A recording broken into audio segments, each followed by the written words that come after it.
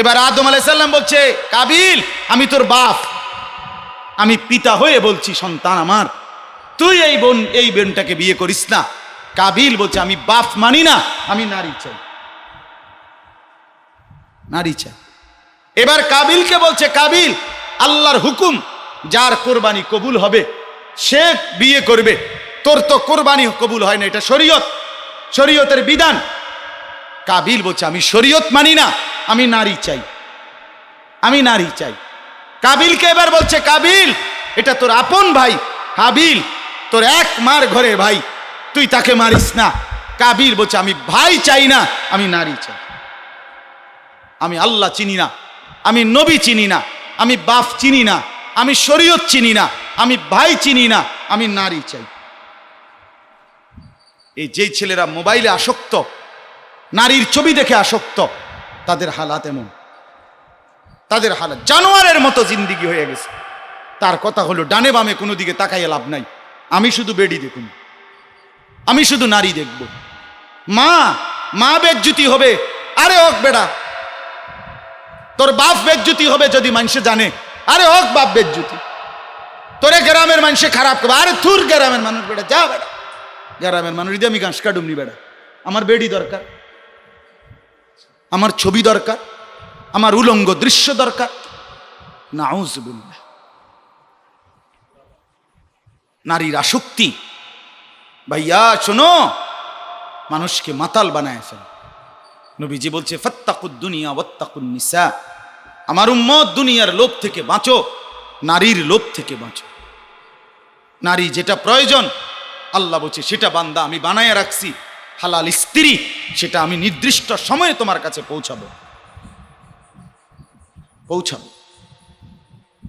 এজন্য ভাইয়া সমবয়সীর দিকে চাইও না, সমবয়সী তোমারে ভালো বুদ্ধি দিবে না।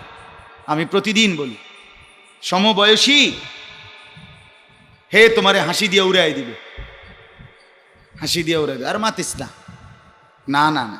যেদিন তুমি নষ্ট হয়ে যাইবা, ব্যারামে পড়ে যাইবা, তখন আর তোমার এই বন্ধু ফিরাও তাকাবে, ফিরাও তাকাবেন। এই জন্য আমরাও বুঝি মিয়া, কাউরে ভাত খাওয়ানো, কাউরে বন খাওয়ানো, কাউরে দুই একটা কিছু দেওয়া, এটা তো সহজ বিষয়, কিন্তু কাউকে বদলানো এটা কঠিন। কথা বোঝেন নাই আপনি তাকে একবেলা খানা খাওয়াইলেন, এটা খুব সহজ বিষয়, এটা অনেক বড় সেবা, ঠিক আছে, কিন্তু মানুষটার চরিত্র বদলানো, আখলাক বদলানো, জিন্দেগি বদলানো, এটা যুদ্ধ, এটা কঠিন সাধনা, এটা অনেক পরিশ্রম। আল্লাহ তাআলা আমার এই সন্তানদেরকে, আমার এই ভাইদেরকে জীবনের তরে বদলে দেন, বলেন আমিন। দোয়া করেন, দোয়া করেন। ছেলেরা তোমরাও ভাইয়া নিজেরা একজন আরেকজনকে গুনার দিকে আমন্ত্রণ জানাইও না। যে গুনার দিকে ডাকে সে বন্ধু না, সে বন্ধু না ভাইয়া, সে বন্ধু না, সে আপন না, সে তোমার শত্রু, দুশ্মন। মনে রাখো, শয়তান তারে লাগাইছে, ইবলিস তারে লাগাইছে যে তুই তারে নষ্ট করে দে, তুইও মদ খাস, তারও লাগাই দে, তুইও নারীর পিছনে ঘোরস। আমার চোখে দেখা কত সুন্দর ছেলে, কত সোনার ছেলে, কত ভালো ছেলে, চরিত্রবান, কত ভদ্র নম্র ছেলে, হায় চোখের সামনে দেখি বরবাদ হয়ে গেছে, বরবাদ হয়ে গেছে। হায় হায়, কত স্বপ্ন নষ্ট হয়ে গেছে। একটা মা কল্পনা করেন, একটা বাবা, আজ আমার ছোট বাচ্চা মেয়ে আছে, তা আমি এটা ভাবছি কয়েকবার যে একটা ছোট বাচ্চা মেয়েকে বা বাচ্চা ছেলেকে আপন মা বাপ কত লক্ষ চুমা দিছে, শুধু এটা শুধু ভাবেন, কত লক্ষবার এই যে কোলে নিয়ে নিয়ে আদর করছে, রাতকে রাত, দিনকে দিন, কত চুমা দিছে এক একজন বাচ্চা, কত আদর করে মা তারে যত্ন করে বড় করছে। সেই সন্তান যখন নামাজ পড়ে না, আল্লাহ চিনে না, সেজদা করে না, মার আর রইলটা কি, বাবার আর রইল কি ভাইয়া? তোমার উপরে খোদার গজব পড়বে না? তোমার উপরে আল্লাহর লানত পড়বে না? এক ওয়াক্ত নামাজ পড়বা না তুমি, সংসারের প্রয়োজন মিটে যাবে এমনি এমনি, জীবনের চাহিদা এমনি এমনি পূরণ হয়ে যাবে। আল্লাহ আমাদেরকে বুঝ দান করেন। আমরা এই কথাগুলি বলি ভাই, ফেরিওয়ালা ফেরিওয়ালা ফেরিওয়ালা বলে, ফেরিওয়ালা জানে তার মাল সবাই কিনবে না, সেও জানে, তারপরেও সে থামে না, সে বলতেই থাকে যদি কেউ কিনে, যদি একজন কাস্টমার মিলে, এজন্য বলে যায়। এজন্য আমরাও ফেরিওয়ালা বলতেই থাকি, বলতেই থাকি, কারণ ফয়সালা তো আসবে কোথায়? উপর থেকে। আল্লাহ ফয়সালা করুন, বদলাবে আল্লাহ তাআলা। আল্লাহ তাআলা আমাদেরকে তৌফিক দেন। তো বলতেছিলাম আলিফ লাম র, আল্লাহ তাআলা বলেন এগুলো আমি অর্থ বলি নাই, আর কেউ বলতে পারে নাই। তাইলে আল্লাহ তাআলা না বললে কেউ জানে নাই, এই জন্য এটার দ্বারা প্রমাণ কোরআনুল করিম সরাসরি আল্লাহর কিতাব। কার কিতাব বলেন না? কারো ষড়যন্ত্রে হবে না। আরাম করে উস্কানি দিছে, সুইডেন থেকে অনুমতি দিছে, এক নাফরমান পাপিষ্ট আমাদের কোরআন সারা পৃথিবীকে দেখাইয়া আগুনে জ্বালায় দিছে। আগুনে জ্বালায় মানে আমরা সব, তুমি আগুনে জ্বালায় দিছো আর আমরা মুসলমান সব শুয়েলাম, হ্যাঁ আমরা আর কোরআন পড়বো না, আমরা আর কোরআন ধরবো না। না না বেটা, সে জানে না আমাদের রক্তের ভিতরে আমাদের কোরআন। কোরআন আমাদের ঈমান, কোরআন আমাদের রাত, কোরআন আমাদের দিন, কোরআন আমাদের ওড়না, কোরআন আমাদের গায়ের চাদর, কোরআন আমাদের রাত দিনের আশা আকাঙ্ক্ষা, আশা আকাঙ্ক্ষা। আল্লাহ নবী সাল্লাল্লাহু আলাইহি ওয়াসাল্লাম দোয়া করতেন, আল্লাহুম্মা জাআলিল কুরআনা রাবিআ কলবি, আল্লাহ কোরআনকে আপনি আমার হৃদয়ের বসন্ত বানায় দেন। ও নূর সাদরি, নবী বলতেন আল্লাহ আমার অন্তরের আলো, আমার বুকের আলো বানিয়ে দেন কোরআনকে। ও জালা হুজনি, আল্লাহ আমার সব ব্যথা দূর করি, সব ব্যথা উপশমকারী আপনি কোরআনকে বানিয়ে দেন। কোরআন ছুঁইলে যেন আমি ব্যথা ভুলে যাই, কোরআন পড়লে যেন আমার হৃদয় আলোকিত হয়ে যায়, কোরআন যেন আমার অন্তরে বসন্তের ঝিরঝির বাতাস বইয়ে দেয়। এত সহজেই ইমানদার কোরআন ছাড়বে না ইনশাআল্লাহ। না, এখনো কোটি কোটি মুসলমানের সন্তান প্রতিনিয়ত কোরআন পড়ে। এই যে আমাদের বাচ্চারা মা বাবার কোল রেখে চলে আসছে আল্লাহর কোরআন পড়তে। এরকম একটা মাদ্রাসা না, লাখ লাখ মাদ্রাসা আছে, প্রতি রাতে আল্লাহর কোরআন পড়ে, হেফজখানায় হাফেজ সাহেব আল্লাহর কোরআন পড়ে। তো এত কোরআন তিলাওয়াত হচ্ছে, এরপরেও আমরা ইনশাআল্লাহ আমাদের হিম্মত থাকতে হবে। যুবক ভাই আপনাদের কাছেও বলি, মুরব্বীদের কাছেও বলি, আমাদেরকে দিন উপহাস করছে বেঈমান কাফেররা, মুশরিকরা। তারা ভাবছে আমরা দুর্বল হয়ে গেছি, কারণ তারা দেখে আমাদের যুবকরা নামাজ পড়ে না, আমাদের ছেলেরা, আমাদের মারা, আমাদের বোনেরা পর্দা করে না, আমাদের হাজারো কোটি নওজোয়ান আল্লাহকে সেজদা করে না, কোরআন পড়ে না। এই জন্য তারা এই সাহস করছে। আমাদের এই নওজোয়ান ছেলেরা নামাজি হয়ে যাক, আল্লাহর কোরআন পড়তে শুরু করুক, তো সারা পৃথিবী একসাথে কাইপা উঠবে, কোনো সন্দেহ নেই, কোনো সন্দেহ। যুবকদের সেজদাতে সীমাহীন পাওয়ার আছে, সীমাহীন পাওয়ার, সীমাহীন পাওয়ার। পাকিস্তানের আওলাদে রসুল সৈয়দ আব্দুল মজিদ নদীম সাহেব রহমতুল্লাহ আলাই বলতেন, এক যুবক যদি রাত গভীরে তাহাজ্জুদের নামাজে একবার সেজদা করে, একটা সেজদা দেয়, তো রব্বুল আলামিন যেন আরশ আজিম থেকে ডাক দেয়, যুবক আমি ওয়াদা দিলাম তোরে আমি হাসরের ময়দানে আমার পাশে বসাবো, যা তুই দেখবি। তো ফেরেশতারা বলে যে আল্লাহ এমনও লোক আছে এখানে যে এমনিতে আসছে, তাদেরকেও মাফ করে দিলেন। আল্লাহ তাআলা হাদিসে কুদসিতে আল্লাহ বলেন, হুমুল কওমু লা ইয়াশকা বিহিম জালিসুহুম। সুবহানাল্লাহ। আল্লাহ বলেন আমার প্রিয় বান্দাদের মজমা, মজলিস এমন, এখানে যে বসবে আমি আল্লাহ তাআলা কাউকে বঞ্চিত করব না, কাউকে না, কাউকে না। এই ছেলেদেরকে আল্লাহ তাআলা রহমত দিবে, রহমত দিবে, আল্লাহ তাআলা বরকত দিবে। দেখেন প্রত্যেকটা মানুষের দিল আল্লাহ তাআলার হাতে, আমার হাতে না, আপনার হাতে না। কাকে আল্লাহ তাআলা বদলাবে, কখন, কিভাবে আমিও জানি না, আপনিও জানেন না, কিন্তু রব্বুল আলামিন জানেন। আল্লাহ জানেন কিনা বলেন?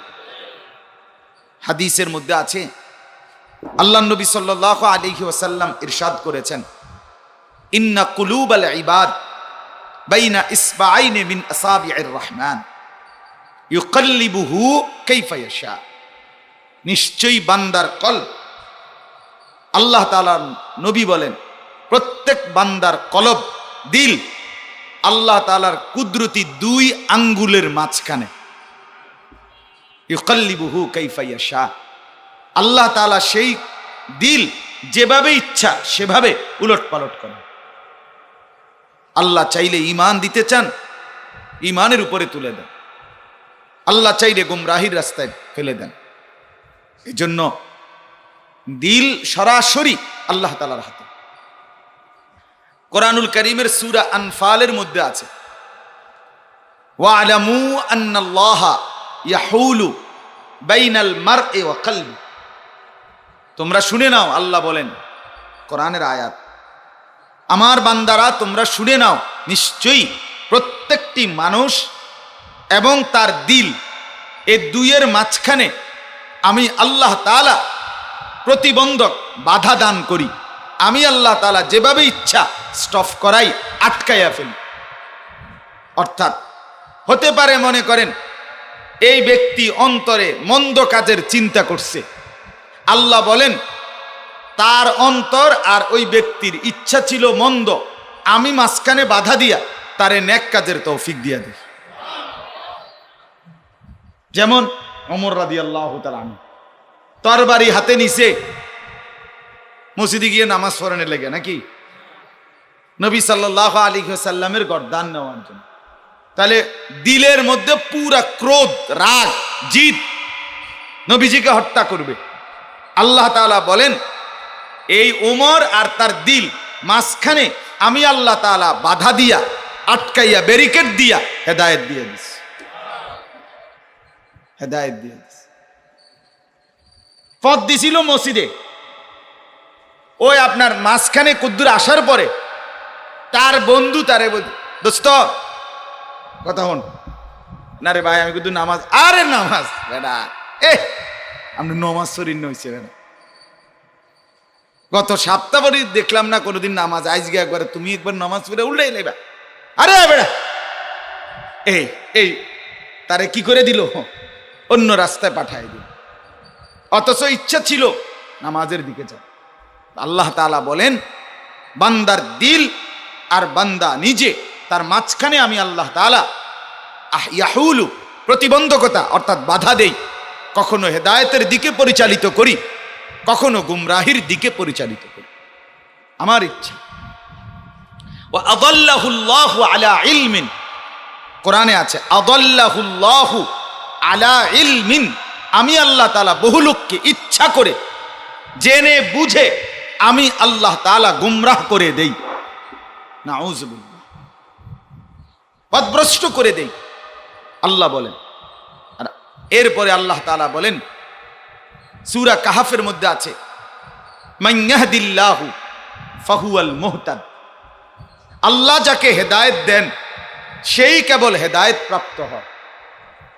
ওয়া মান ইউদলিল ফালান তাজিদা লাহু কি ওয়ালিয়াম মুরশিদা। হ্যাঁ, আমি আল্লাহ বলেন, আল্লাহ বলেন, আল্লাহ যাকে গুমরা করে দেয়, পথভ্রষ্ট করে দেয়, সে আর কোনো পথ দেখানোর মতো প্রিয় আপন বন্ধু কাউকে খুঁজে পায় না, ভালো মানুষ আর সে পায় না, তার কপালে আর নেক মানুষের সাহচর্য জোটে না, জোটে না। হ্যাঁ, আল্লাহ তাআলার দয়া, আল্লাহ তাআলার দয়া, আল্লাহ চাইলে হেদায়েত দেয়, আল্লাহ চাইলে পথ ভ্রষ্ট করে দেয়। কারো নিজস্ব যোগ্যতা নাই আল্লাহর দয়া ছাড়া। এই জন্য এই যে আমরা যে বয়ান করি, যত হুজুর দেখবেন মসজিদে, মাহফিলে, মজলিসে হুজুররা যখন খুতবা পড়ে, খেয়াল করবেন শুরুতে যেই খুতবা পড়ে, আলহামদুলিল্লাহি নাহমাদুহু ওয়া নাস্তাঈনুহু ওয়া নাস্তাগফিরুহু, এটা পড়ে না, ওয়া নুমিনু বিহি ওয়া নাতাওয়াক্কালু আলাইহি ওয়া নাউযু বিল্লাহি মিন শুরুরি আনফুসিনা ওয়া মিন সাইয়্যিআতি আমালিনা। এইখানে আয়েশা বলে মান ইয়াহদিহিল্লাহু ফালা মুদিল্লা লাহু ওয়া মান ইউদ্লিলহু ফালা হাদিয়া লাহু। এই যে সব হুজুররা নবীজির শেখানো খুতবা, এটা নবীজি এটা পড়তেন, আগেই বলে নে, নবীজি নিজে বলতেন, আমরাও বলি নবীর অনুসরণে যে শোনেন ও আল্লাহর বান্দারা, আল্লাহ যাকে হেদায়েত দিবে তাকে কেউ গুমরাহ বানাইতে পারবে না, আল্লাহ যাকে গুমরাহ বানাবে তাকে কেউ হেদায়েত দিতে, মানে আমার এখানে কোনো যোগ্যতা নাই, আমার কোনো যোগ্যতা নাই, শুধুই আল্লাহ তাআলার ইচ্ছা, শুধুই আল্লাহ তাআলার ইচ্ছা। এই জন্য বলছি ছেলেরা, প্রত্যেকের উচিত আল্লাহর কথা শুনতে থাকা, আল্লাহর কথা শুনবার মতো মানসিকতা থাকা। দেখা যাবে এতে কি হবে, এতে করে আল্লাহ তাআলার দয়া ইচ্ছে করলে আল্লাহ তাআলা হেদায়েতের নূর আলো দান করবে। আমার খুলনার হযরত আমাদের এই মাদ্রাসায় বহুবার আলহামদুলিল্লাহ আসছেন, বাংলাদেশের একজন শীর্ষ বুজুর্গ আল্লামা মুফতি নুরুল আমিন সাহেব, করাচি হযরত আরিফ বিল্লাহ হযরত মাওলানা শাহ হাকিম মোহাম্মদ আখতার রহমতুল্লাহ আলাইহের খলিফা, উনি বলছেন আল্লাহ তাআলা যখন চায় তখন আল্লাহ তাআলা কাফেরের দিলে, কাফের অবস্থায় ঈমানের আলো আল্লাহ জ্বালায় দেয়, নূর জ্বালায়, তখন তার কাছে ইসলাম পুরাটা বুঝে আসে, আল্লাহর কথা পুরা বুঝে আসে, তখন সে কালেমা গ্রহণ করে। এটা হযরত নিজে বলছে, কোরআনের আয়াত থেকে বলছেন, ফামান ইউরিদিল্লাহু আন ইয়াহদিয়াহু ইয়াশরাহ সাদরাহু লিল ইসলাম। আল্লাহ বলেন, আল্লাহ যাকে ইচ্ছে করেন হেদায়েত দিবেন, তো আল্লাহ তাআলাই তার দিল, আল্লাহই ইসলামের জন্য খুলে দেন, খুলে দেন, আল্লাহই খুলে দেন।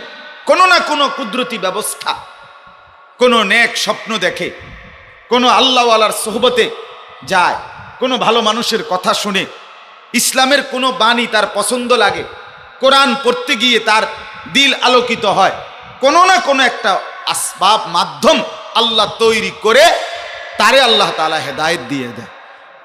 কত যুবক আছে আলহামদুলিল্লাহ, কলেজে পড়ে, ইউনিভার্সিটিতে পড়ে, অথবা বিভিন্ন কারণে বিভিন্ন রকম সময় আমরাও তো আলহামদুলিল্লাহ প্রতিনিয়ত দেখি বিভিন্ন দুষ্টমিতে, গুনার মধ্যে, নাফরমানির মধ্যে, অশ্লীলতার মধ্যে, বেহায়াপনার মধ্যে ছিল। আল্লাহ তাআলা কোনো এক কথায়, কোনো এক লাইনে তার জিন্দেগি বদলায়। হ্যাঁ হ্যাঁ, প্রতিনিয়ত তো আলহামদুলিল্লাহ আমরা এটা দেখি, আমরা এটা দেখি। আপনার এই জন্য আমরা প্রত্যেকেই চেষ্টা করা দরকার, নিজেদের ছেলে, নিজেদের সন্তানাদি বেশি থেকে বেশি আল্লাহর কথা শোনানো। আপনি যদি আগের থেকেই বলেন তে যে দুষ্ট হুজুর, তে ভালো হইতো না, আবার আগেই ফয়সালা নিয়ে নিছে, এবার হইতে ভালো হইতো না, তো আপনি যখন বুঝালাইছেন ভালো হইতো না, তো আর ভালো করব কি? না, এটা না বলা, হতাশ না হওয়া, হতাশ না হওয়া। হযরত ইয়াকুব আলাইহিস সালাম ওনার ছেলেদেরকে মিশরে 3 বার পাঠাইছে, তৃতীয়বারেও গিয়া বলছে, কয় বছর পরে শুনেন, বরাবর 40 বছর পর, আরেকটা বর্ণনায় হলো 80 বছর পর, 80 বছর পরে উনি অন্ধ, অবিয়াদ্দাত আইনাহু মিনাল হুজনি। কোরআনে আল্লাহ, এই সূরাটাই আমি পড়ছি আজকে, এখন বলতেছি, পুরাটা তো বলবো না, মানে একটু পড়ছি।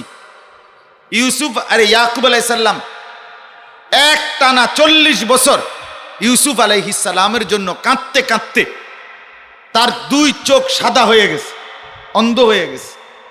40 বছর পরে গিয়া, অথবা আরেক বর্ণনায় হলো 80 বছর পরে উনি ওনার ছেলেদেরকে বলতেছে, তোমরা আবার যাও মিশরে, তৃতীয়বারে আবার বলছে, আবার যাও ছেলেরা, ফাতাহাসসু, তোমরা আমার ছেলে ইউসুফকে আবার খুঁজো, ওয়ালা তাইআসু, হতাশ হইও না, নিরাশ হইও না, আবার খোঁজো।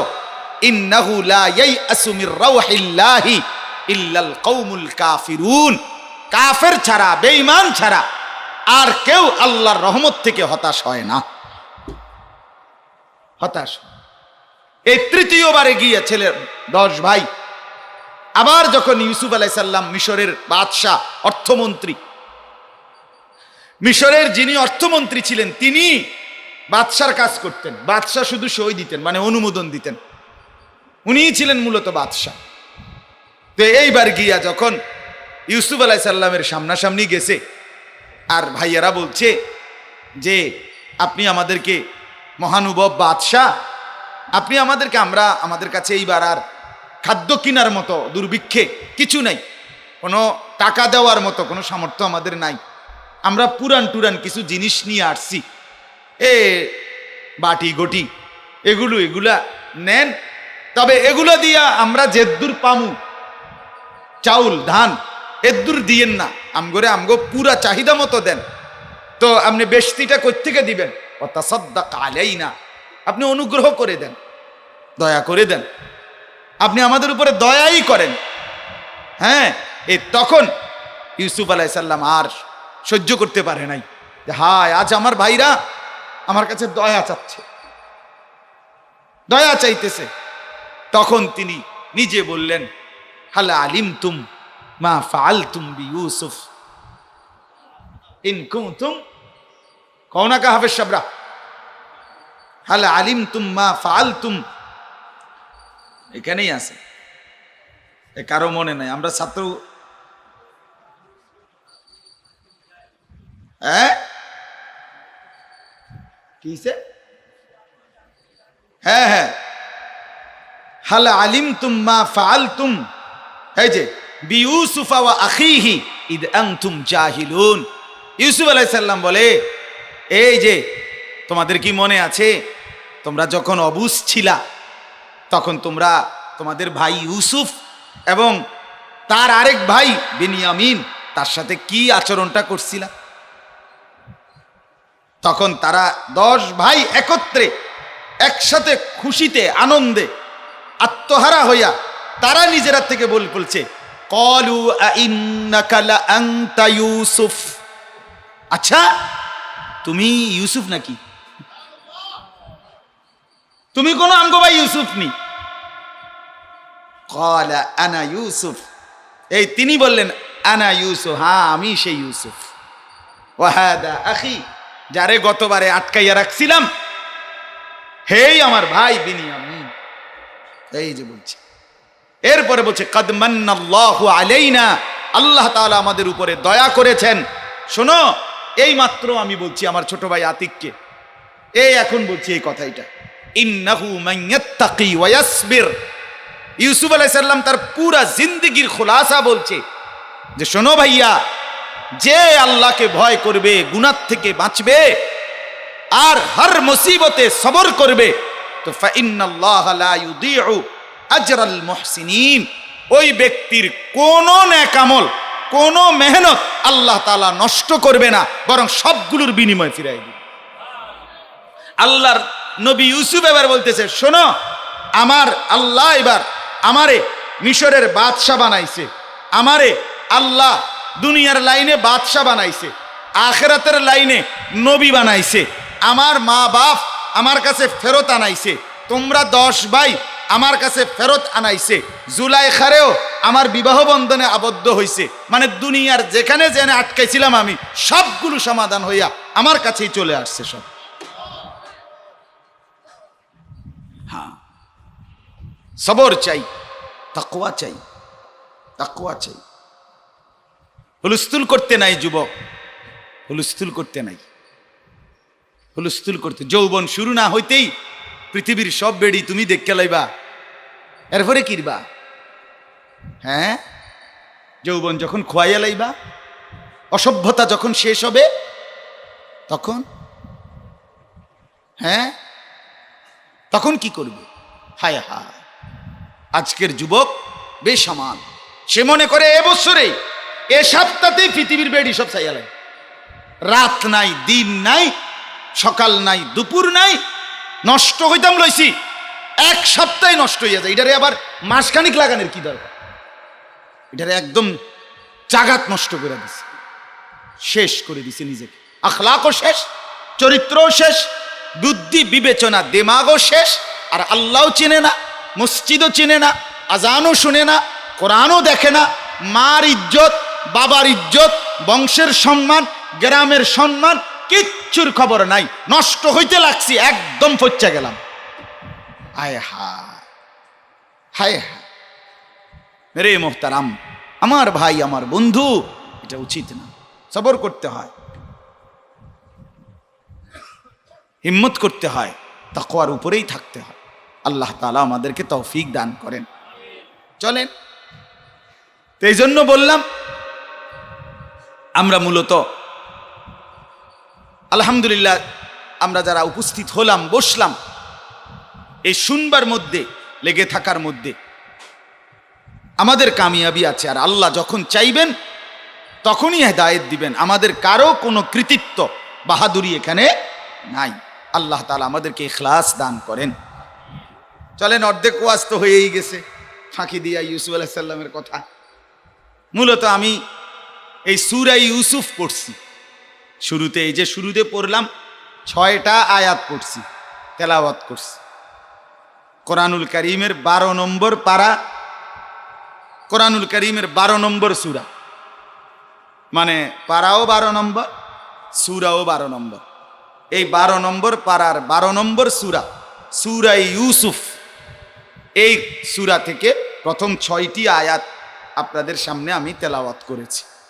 আর অল্প একটু সময় ইনশাআল্লাহ এইটুকুর উপরে সামান্য কিছু কথা আমরা পেশ করতে চাই।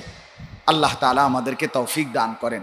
আমি আবারও বলছি, যে ছেলেরা বসছো ভাই, আল্লাহর ওয়াস্তে, আমার মহল্লার ছেলে তোমরা, আমি অনুরোধ ভাইয়া, এই অল্প কদ্দুর সময়, এই আধা ঘন্টা 40 মিনিট টাইম মনোযোগ দিলে ভালো হবে ভাইয়া। মেহেরবানি করে, দয়া করে, কারো হাতে যদি মোবাইল থাকে মোবাইলটাও বন্ধ করে দাও বা পকেটে রাইখা দাও। আল্লাহ বরকত দিবে ভাইয়া, আল্লাহ বরকত দিবে। আমার এই মহল্লার ছেলেরা সব সময় আসে, আল্লাহ তাআলা তাদের এই আশার মধ্যে বরকত দান করেন। আমাদের এই ইসলাহি মজলিসের বরকত আমি এবার কোরবানির ঈদের দিন দেখছি একটা ঘটনা। মানে কোরবানির ঈদের দিন, আবু বকর ভাই শোনেন ঘটনা, ওইখানে গরুটা ওই যে ওই বাড়িতে কি নাম হের, ওই মিজান ভাইয়ের মারা গেছে, যে মিজান ভাইয়ের সোহাগ ভাই, ওই ইমাম সাহেব ছিল, ইমাম সাহেব ওই সোহাগ ভাইয়ের গরুটা প্রথম কাটছে। পরে আমিও ছিলাম, আমার গরুটা কাটার জন্য, জবাই করার জন্য আমি বললাম, তারা ছিল অনেক ছেলে এখানে। তো পরে একজনে বলতেছে, এগো মধ্যে একজন ভাই কইতেছে, কই রে হুজুরে আম করে প্রত্যেক মাসে বিরিয়ানি খাওয়ায় ইসলাহি মজলিসে, আর হুজুরে গরুটা সবাই মিলে কাটতে জবাই করে দিয়ে। পরে সবাই আসছে খুশি খুশি, এবং আইসা আমার গরু দইরা টইরা সবাই জবাই করে দিছে। তাই বললাম যে আল্লাহর মেহেরবানি, এদ্দুর লাভ তো আমার হয়েছে। তো এই জন্য আসলেই একটা খুশির ব্যাপার। এই আন্তরিকতা, এই মহব্বত একদিন বদলে যাবে ইনশাআল্লাহ, একদিন বদলে যাবে। আমরা তো আগেই বললাম, আমাদের কারো হাতে কোনো ক্ষমতা নাই, ফায়সালা তো শুধুই আল্লাহ তাআলার হাতে। আল্লাহ তাআলা মহল্লাবাসীকে ঈমান আমলের দৌলত দান করেন। চলেন, তো সূরাটার নাম সূরা ইউসুফ। কি নাম বলেন? ইউসুফ। এই সূরার তাফসীরে ইবনে কাসিরের মধ্যে নবীজি সাল্লাল্লাহু আলাইহি ওয়াসাল্লাম একটা ফজিলত বলছে এই সূরার তেলাওয়াতের। কি ফজিলত? নবীজি সাল্লাল্লাহু আলাইহি ওয়াসাল্লাম ইরশাদ করেন, তোমরা তোমাদের অধীনস্থ পরিবার এবং তোমাদের ভৃত্য কর্মচারী, গোলাম, দাস, স্ত্রী, সন্তান এবং তোমরা নিজেও সূরা ইউসুফ শিখো, তেলাওয়াত করো। কেন? আল্লাহ নবী সাল্লাল্লাহু আলাইহি ওয়াসাল্লাম বলেন, তোমরা নিজেদের পরিবার পরিজন অধীনস্থ সকলকে এবং নিজেরাও যদি এই সূরা ইউসুফ নিয়মিত পড়ো, তো আল্লাহ তাআলা তোমাদেরকে 2টা বরকত দিবে। কয়টি? 1 নাম্বার, হাওয়ানাল্লাহু আলাইহি সাকারাতিল মাউত। 1 নাম্বার হলো আল্লাহ তাআলা এই সূরা ইউসুফ তেলাওয়াতের বরকতে তার মৃত্যু যন্ত্রণা লাঘব করে দিবেন। এই হলো প্রথম ফজিলত, এই সূরার নবীজি বলছেন। 2 নাম্বার, আল্লাহ নবী সাল্লাল্লাহু আলাইহি ওয়াসাল্লাম বলেন, যে ব্যক্তি এই সূরা ইউসুফ নিয়মিত পড়বে তাকে কেউ হিংসা করবে না, সে হিংসার থেকে বেঁচে যাবে। এই তাফসীর ইবনে কাসির এর শুরুতে আছে, এই সূরা ইউসুফের তাফসীরে একবারে শুরুতেই তাকে কেউ কি করবে না, হিংসা করবে না তাকে। কারণ ইউসুফরে তো হিংসা করতে করতে শেষ করে লেছে, আর আমারে করব কি? মজার বিষয়, নবীজি বলছেন যে তাকে কেউ কি করবে না, হিংসা করবে। তাইলে আমরা যারা কোরআনুল কারীম পড়ি নিয়মিত চেষ্টা করব সূরা ইউসুফ তেলাওয়াত করার। আল্লাহ তাআলা তৌফিক দান করেন। এবার শুনেন, ইউসুফ আলাইহিস সালাম একজন নবীর নাম। আমরা সবাই ওনার নাম জানি কি না বলেন? ইউসুফ আলাইহিস সালাম। হাদিসের মধ্যে আছে, তাফসীরের শুরুতে আছে, নবীজি সাল্লাল্লাহু আলাইহি ওয়াসাল্লাম ইউসুফ নবীর নাম বলতে গিয়ে একদিন নবীজি নিজে বলছেন, আল করিম ইবনুল করিম ইবনুল করিম ইবনুল করিম ইউসুফ ইবনু ইয়াকুব ইবনু ইসহাক ইবনু ইব্রাহিম। নবীজি বলেন, ইউসুফ হচ্ছে সেই নবী যিনি নিজে সম্মানিত, তার বাবা সম্মানিত, তার দাদা সম্মানিত, তার বড় আব্বা সম্মানিত। করিম ইবনুল করিম ইবনুল করিম ইবনুল করিম, 4 করিম। আসমানের নিচে জমিনের উপরে একমাত্র সমস্ত নবী রসুলদের মধ্যে একমাত্র ইউসুফ নবীর এটা বৈশিষ্ট্য। আর কোন নবী রসুল কোন মানুষের এই বৈশিষ্ট্য নাই যে তিনি একমাত্র নবী যার লাগাতার 4 পুরুষ টানা 4 জন ওনারা নবী। কথা বুঝেন না? নবী ইউসুফ আলাইহিস সালাম উনি নিজে নবী, ওনার বাবা ইয়াকুব আলাইহিস সালাম উনি নবী, ওনার বাবা ইসহাক আলাইহিস সালাম উনি নবী, ওনার বাবা ইব্রাহিম খলিল উনিও নবী। এই জন্য আল্লাহ নবী হচ্ছে করিম ইবনুল করিম ইবনুল করিম ইবনুল করিম।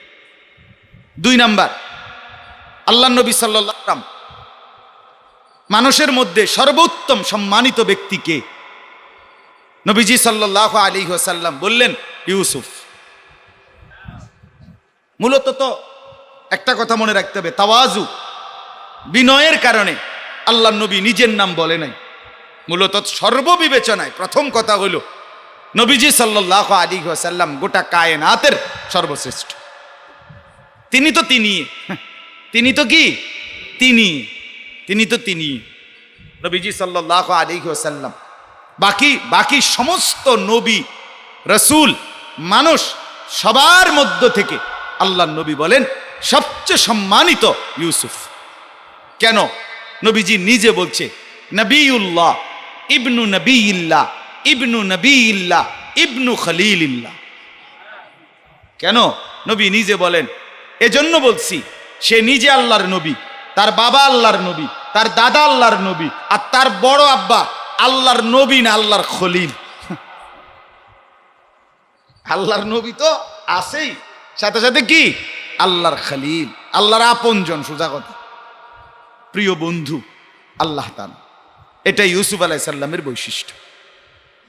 এরপরে নবীজি সাল্লাল্লাহু আলাইহি ওয়াসাল্লাম হাদিসের মধ্যে আছে, তাফসীরে আছে, আল্লাহ নবী সাল্লাল্লাহু আলাইহি ওয়াসাল্লাম বলেন, আমি মেরাজের রাতে, নবীজি যে মেরাজে গেছে আপনারা জানেন না? জানেন। নবীজি সাল্লাল্লাহু আলাইহি ওয়াসাল্লাম মক্কায় থাকতে হিজরতের কিছুদিন আগে আল্লাহ নবী সাল্লাল্লাহু আলাইহি ওয়াসাল্লাম 11তম বৎসর নবুয়তের, নবীজির যখন 51 বছর বয়স, তখন আল্লাহ নবী সাল্লাল্লাহু আলাইহি ওয়াসাল্লাম মেরাজে গেছে। নবীজি বলেন, মেরাজে গিয়ে আমি ইউসুফ আলাইহিস সালামকে দেখছি। দেখার পরে আমি বুঝছি, তারে দেখে বুঝছি আল্লাহ তাআলা গোটা মাখলুকাতকে যত সৌন্দর্য দান করেছেন তার অর্ধেক ইউসুফকে দিয়েছেন। এখন কোন বেড়া কি সুন্দর আছিল, সুন্দরটা কেমন ছিল কন? আল্লাহর সমস্ত সৃষ্টি যত সুন্দর তার অর্ধেক ইউসুফকে আল্লাহ দান করছে। সুবহান আল্লাহ, সুবহান সুবহান আল্লাহ, সুবহান।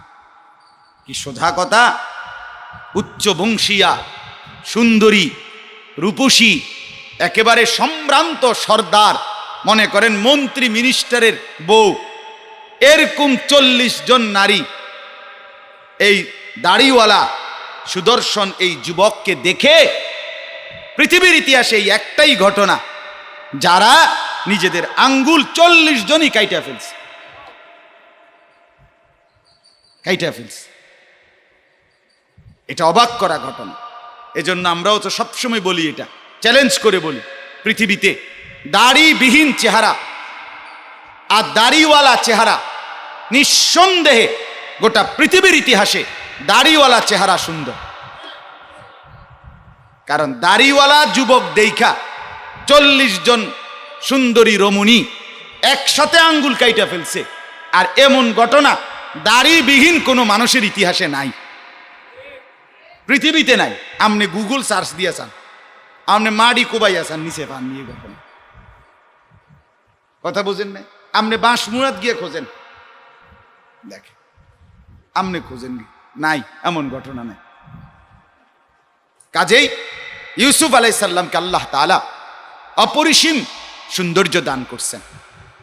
এরপরে শুনেন, ইউসুফ আলাইহিস সালাম এই সূরার মধ্যে তাফসীরে লিখছে, একমাত্র নবী ইউসুফ আলাইহিস সালাম, যার ব্যাপারে আল্লাহ তাআলা একই সাথে উনি নিজে এবং উনার বড় আব্বা, আমরা বড় আব্বাই তো বলি নাকি দাদার বাপকে, এই বড় আব্বা মানে কে বলেন না কে? এই দুইজন নিজে এবং বড় আব্বা, এই দুজনের নামে কোরআনুল কারীমের মধ্যে একটা পূর্ণাঙ্গ সূরা আল্লাহ তাআলা, দুইটা সূরা আলাদা আলাদা ইউসুফ এবং ইব্রাহিম নামে আল্লাহ তাআলা নাজিল করেছেন। এটা শুধু ইউসুফ নবীর বৈশিষ্ট্য, যে ইউসুফের নামেও সূরা আছে, ওনার বড় আব্বা ইব্রাহিমের নামেও কি আছে? সূরা। এরপরে শুনেন, এই পুরা কোরআনুল কারীমের মধ্যে 25 জন নবী এবং রাসূলের নাম আলোচনা এই কোরআনে আছে। কতজন? এই 25 জন নবীর মধ্যে সবচেয়ে বেশি লম্বা এবং পুরা জীবন একমাত্র কোরআনুল কারীমের মধ্যে ইউসুফ আলাইহিস সালামের ঘটনা আল্লাহ তাআলা বর্ণনা করছেন। সবচেয়ে বেশি বর্ণনা, লম্বা লাগা ধারাবাহিক পুরা জীবন হিস্টোরি আল্লাহ তাআলা ইউসুফ আলাইহিস সালামের উল্লেখ করেছেন। এটা ইউসুফ আলাইহিস সালামের বৈশিষ্ট্য, এটা বৈশিষ্ট্য। এই এতগুলো বৈশিষ্ট্য ছাড়াও আরো অনেক বৈশিষ্ট্য এই সূরার শুরুতে তাফসীরের মধ্যে আছে। এই সূরা একটা গুরুত্বপূর্ণ সূরা। তাইলে আমরা প্রথমত ইউসুফ আলাইহিস সালাম সম্পর্কে তার কিছু মর্যাদা বৈশিষ্ট্য শুনলাম, সূরা ইউসুফ তেলাওয়াতের ফজিলত শুনলাম। আল্লাহ তাআলা আমাদেরকে তেলাওয়াত করবার তৌফিক দান করেন। এবার শুনেন আয়াতগুলোর তর্জমা বলি অল্প কথায়। বিসমিল্লাহির রহমানির রহিম। আলিফ লাম রা তিলকা আয়াতুল কিতাবিল মুবিন। এটা হলো প্রথম আয়াত। আলিফ লাম রা, এখানে 3টা অক্ষর, আলিফ লাম রা। এই 3টি অক্ষর 3টা শব্দ অথবা 3টা বাক্য, কিন্তু শব্দগুলো কি কি অথবা বাক্যগুলো কি এটা জানে শুধুই আল্লাহ এবং তার রাসূল সাল্লাল্লাহু আলাইহি ওয়াসাল্লাম, আর কেউ সঠিকভাবে জানে না। আল্লাহ তাআলা তার নবী সাল্লাল্লাহু আলাইহি ওয়াসাল্লাম এই দুইজনের মাঝে এটা সীমাবদ্ধ রাখছে। কোরআনুল কারীমের মধ্যে এরকম 29টি সূরার মধ্যে এমন অক্ষর আছে, আলিফ লাম মিম, আলিফ লাম রা, হামিম, হামিম আইন সিন কফ, কাফ হা ইয়া আইন সাদ, এরকম নুন, শুধু কফ, ইয়াসিন, তাহা, এরকম আলাদা আলাদা 29টি সূরার মধ্যে আল্লাহ তাআলা এরকম অক্ষর, বিচ্ছিন্ন অক্ষর বলছেন। এই অক্ষরগুলোর দ্বারা হয়তো একটা শব্দ প্রতি অক্ষরে, অথবা প্রত্যেক অক্ষরে একটা বাক্য, কিন্তু সেটা জানে শুধু কে? আল্লাহ। আল্লাহ তাআলা কুদরতিভাবে কোরআনের বহু মুজিজা, এর মধ্যে এটা একটা মুজিজা। আল্লাহ তাআলা প্রমাণ করে দিলেন কিয়ামত পর্যন্তের জন্য আমি আর আমার নবী জানি, কাউরে বললাম না। তো যত বড় পণ্ডিত মহাজ্ঞানীও যদি আসো, তো দেখাও, বলো যে এই অক্ষরগুলোর অর্থ কি, বলে দাও, এগুলোর ধাঁধা ভাঙ্গা দাও, এগুলোর ব্যাখ্যা বলে দাও, এগুলোর শব্দগুলো বের করে দাও। কথা বুঝছেন না? মানুষ ধাঁধা ভাঙতে পারে, মানে অক্ষর বললে কি কথা ফেসাইয়া ফুসাইয়া কইলে অন্য রাইডারে কি করতে পারে? ভাঙতে পারে কথা। আরব দেশের মধ্যে আগে প্রচলন ছিল, তারা অক্ষর বলতো, অক্ষর বলে আপনার পুরা শব্দ বুঝাইতো, মানুষে বুঝতো। মানে যেমন বলতো কুলতু, কুলতু, কাফ লাম লম্বা তা, আমি বললাম, কিন্তু এটাকে তারা বলতো কাফ। কাফ বললেই অন্য বুঝতো যে বুঝাইতে চাইছে কুলতু। তো এইটা যখন বুঝো, তো এইটা বুঝাই দাও যে আলিফ বলতে আল্লাহ কি বলতে চাইছে, লাম বলতে আল্লাহ কি বলতে চাইছে, রা বলতে আল্লাহ কি বলতে চাইছে। কিন্তু আজকে 1450 বছর পর্যন্ত কেউ পারে নাই, আগামী 1450 কোটি বছর পরেও কেউ পারবে না। যদি আল্লাহ পাক যেহেতু বলেন নাই, আর কেউ পারবে না। এটাই প্রমাণ করে কোরআন আল্লাহর পক্ষ থেকে নাজিলকৃত। সুবহানাল্লাহ, বলেন আলহামদুলিল্লাহ। কোরআনুল করিমের এটা মুজিজা। কোরআনুল করিম সবাই বোঝে, সবাই বোঝে। সারা পৃথিবীর বেঈমান বোঝে, সারা পৃথিবীর দুশ্মনরা বোঝে। কোরআনুল করিমকে যদি আগুনেও জ্বালানো হয়, পানিতেও চুবানো হয়, যত বিদ্রুপে করুক বেঈমানরা, ওই জানোয়াররা আরো বিদ্রুপ করুক, কিন্তু এটাই সত্য, শেষ পর্যন্ত বিজয়ী হবে আল্লাহর কোরআন। আল্লাহর কোরআনই বিজয়ী হবে। কোরআন হারবে না, কোরআন হারতে আসে নাই। ইসলাম হারবে না, ইসলাম হারতে আসে নাই। মুসলমানও হারবে না, মুসলমান হারতে আসে নাই। শেষ পর্যন্ত বিজয় ফিলিস্তিনের মুসলমানেরই হবে, পরাজয় ইসরায়েলের ইহুদিদেরই হবে, কোনো সন্দেহ নেই, কোনো সন্দেহ নেই। বিজয় হবে মুসলমানের। সময়ের ব্যাপার, আজ কিংবা কাল, আজ কিংবা কাল চিরেই হবে। ছেলেদেরকেও বলি, বাপ জিন্দিগি নষ্ট করো না, বাপ জীবন নষ্ট করো না। ইসলাম পছন্দ না হইলে আফসুস করতে হবে। আজ চুল দিয়ে দুশ্মনের মতো সাজলা, আজকে প্যান্ট দিয়ে দুশ্মনের মতো সাজলা, বেঈমানের সমস্ত চলা ফেরা, রুচি, কাটিং সব তোমার কাছে পছন্দ হইল, ও চিরেই আফসুস করবে, কোনো সন্দেহ নেই। আজকের রাত যেমন সত্য, বেঈমানের পরাজয় তেমনই সত্য, তেমনই সত্য। ইসলাম কখনোই হারে নাই, আর কোনোদিন হারবে না। আল্লাহ নবী বলছে, আল ইসলাম ইয়ালু, ইসলাম বিজয়ী থাকবে, ওয়ালা ইউলা আলাইহি, তার উপরে চূড়ান্ত বিজয় কেউ অর্জন করতে পারবে না। আল্লাহর ওয়াদা, রসুলের ওয়াদা। এই জন্য আমি তো নিয়মিত বলি, ছেলেরা আজকে বুঝতেছে না, ছেলেরা মার দিকে নজর নাই, বাবার দিকে নজর নাই, গ্রাম সমাজ পরিবার কিচ্ছু মানতে রাজি না। তার কাছে তার মোবাইল, তার কাছে তার মোটর সাইকেল, তার কাছে তার নারী, প্রেম, জিনা, ব্যভিচার, অশ্লীল ছবি, নাচ গান, মদ, জুয়া, হায় এটাই প্রিয় হয়ে গেছে, এটাই প্রিয় হয়ে গেছে। ভাবতেও শিখে না, বুঝতেও শিখে না। কার মতো চুল কাটলাম, কার মতো জামা পরলাম।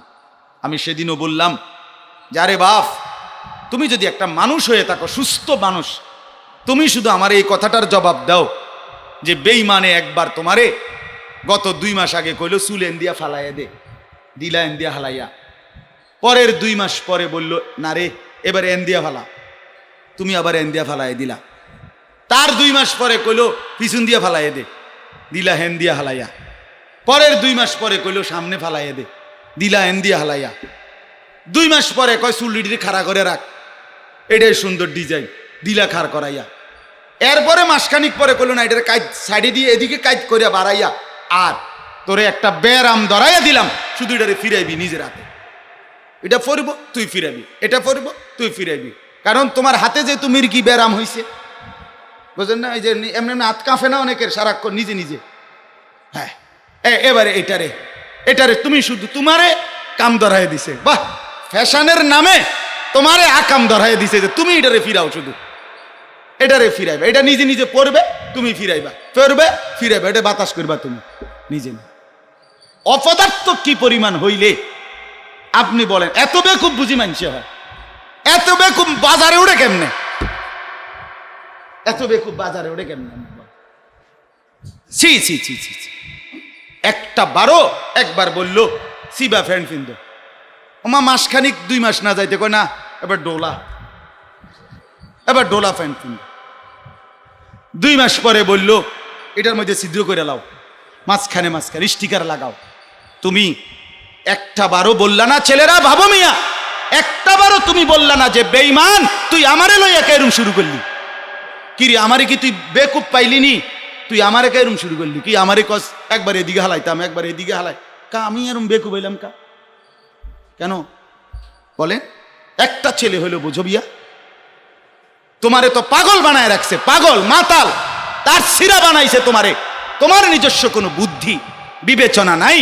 বেঈমান তোমারে বলে একবার এদিকে ফিরাও ওইদিকে ফিরাও এদিকে ফিরাও, ছি ছি ছি। আত্মমর্যাদা যার নাই, আত্মসম্মান যার নাই, সেইটা করতে পারে। আমার 42 বছরের জীবনে আমি আজও লুঙ্গি পরি, ছোটবেলায় লুঙ্গি, সেই যে শুরু করছি মাদ্রাসা আজও পড়ি, 42 বছর ধরে টানা টুপি পরি, 42 বছর ধরে চুল চতুর্দিকে সমান করে কাটি, 42 বছর ধরে পাঞ্জাবি গায়ে দেই, আলহামদুলিল্লাহ কোনো অসুবিধা হয় নাই। পৃথিবীর সব বেঈমান শিক্ষারেও যদি বলে সুন্দর দেখা যায় না, আমি বলি আমি তোমার সুন্দরের তোয়াক্কা করি না, আমি যা মিলাইছি তা আমার রসুলের সুন্নতের সাথে মিলাই নিছি, খালাস খালাস। অতএব আমার বাপ আমার ভাই, ফিকির করা চাই, ফিকির করা চাই, অনুভূতি জাগানো চাই। কোরআনুল করিমের চাইতে শ্রেষ্ঠ আর কিছু নাই, আল্লাহর দ্বীনের চাইতে সৌন্দর্য আর কিছু নাই, নবী মুহাম্মদ সাল্লাল্লাহু আলাইহি ওয়াসাল্লামের চাইতে সুন্দর আর কিছু নেই, আর কিছু নাই। খেলোয়াড় যদি সুন্দর হয়, রাসূলুল্লাহ সাল্লাল্লাহু আলাইহি ওয়াসাল্লাম অপ্রিয় হয়ে গেল, নায়ক যদি সুন্দর হয়, নবীজি অপ্রিয় হয়ে গেল। আস্তাগফিরুল্লাহ। আল্লাহ তাআলা আমাদের প্রত্যেকটা ছেলেকে দোয়া করা ছাড়া উপায় নাই। বিশ্বাস করেন, তামাশা করে ছেড়ে দিলে হবে না, হাইসা হাইসা উড়াই দিলে হবে না বাপ। আমাদের সন্তানদের হালাত বড় নাজেহাল, বড় বেসামাল, বড় বেসামাল, বড় বেসামাল, কারো পরোয়া করে না, কারো পরোয়া করে না। কাবিলের মতো, কাবিলের মতো, আমি বলি যে কাবিলের মতো হয়ে গেছে ছেলেপে। কাবিলকে বলছে যে আল্লাহর হুকুম, তুই এই মহিলাটা এই মেয়েটা বিয়ে করিস না, এই বোন তুই বিয়ে করবি না, এটা আল্লাহ নিষেধ করছে। কাবিল বলছে আমি আল্লাহ মানি না, আমি এই নারীটা চাই। কাবিলকে আদম আলাইহিস সালাম বলছে আমি নবী, আমি বলতেছি তুই বিয়ে করিস না। কাবিল বলছে আমি নবী মানি না, আমি নারী চাই। এবার আদম আলাইহিস সালাম বলছে কাবিল আমি তোর বাপ, আমি পিতা হয়ে বলছি সন্তান আমার, তুই এই বোনটাকে বিয়ে করিস না। কাবিল বলছে আমি বাপ মানি না, আমি নারী চাই, নারী চাই। এবার কাবিলকে বলছে কাবিল আল্লাহর হুকুম, যার কোরবানি কবুল হবে সে বিয়ে করবে, তোর তো কোরবানি কবুল হয় না, এটা শরীয়ত, শরীয়তের বিধান। কাবিল বলছে আমি শরীয়ত মানি না, আমি নারী চাই, আমি নারী চাই। কাবিলকে এবার বলছে কাবিল এটা তোর আপন ভাই হাবিল, তোর এক মার ঘরে ভাই, তুই তাকে মারিস না। কাবিল বলছে আমি ভাই চাই না, আমি নারী চাই। আমি আল্লাহ চিনি না, আমি নবী চিনি না, আমি বাপ চিনি না, আমি শরীয়ত চিনি না, আমি ভাই চিনি না, আমি নারী চাই। এই যে ছেলেরা মোবাইলে আসক্ত, নারীর ছবি দেখে আসক্ত, তাদের হালাত এমন, তাদের হালাত জানোয়ারের মতো জিন্দিগি হয়ে গেছে। তার কথা হলো ডানে বামে কোনো দিকে তাকাইয়া লাভ নাই, আমি শুধু বেডি দেখুন, আমি শুধু নারী দেখব। মা মা বেজ্জুতি হবে, আরে হোক বেড়া। তোর বাপ বেজ্জুতি হবে যদি মানুষে জানে, আরে হোক বাপ বেজ্জুতি।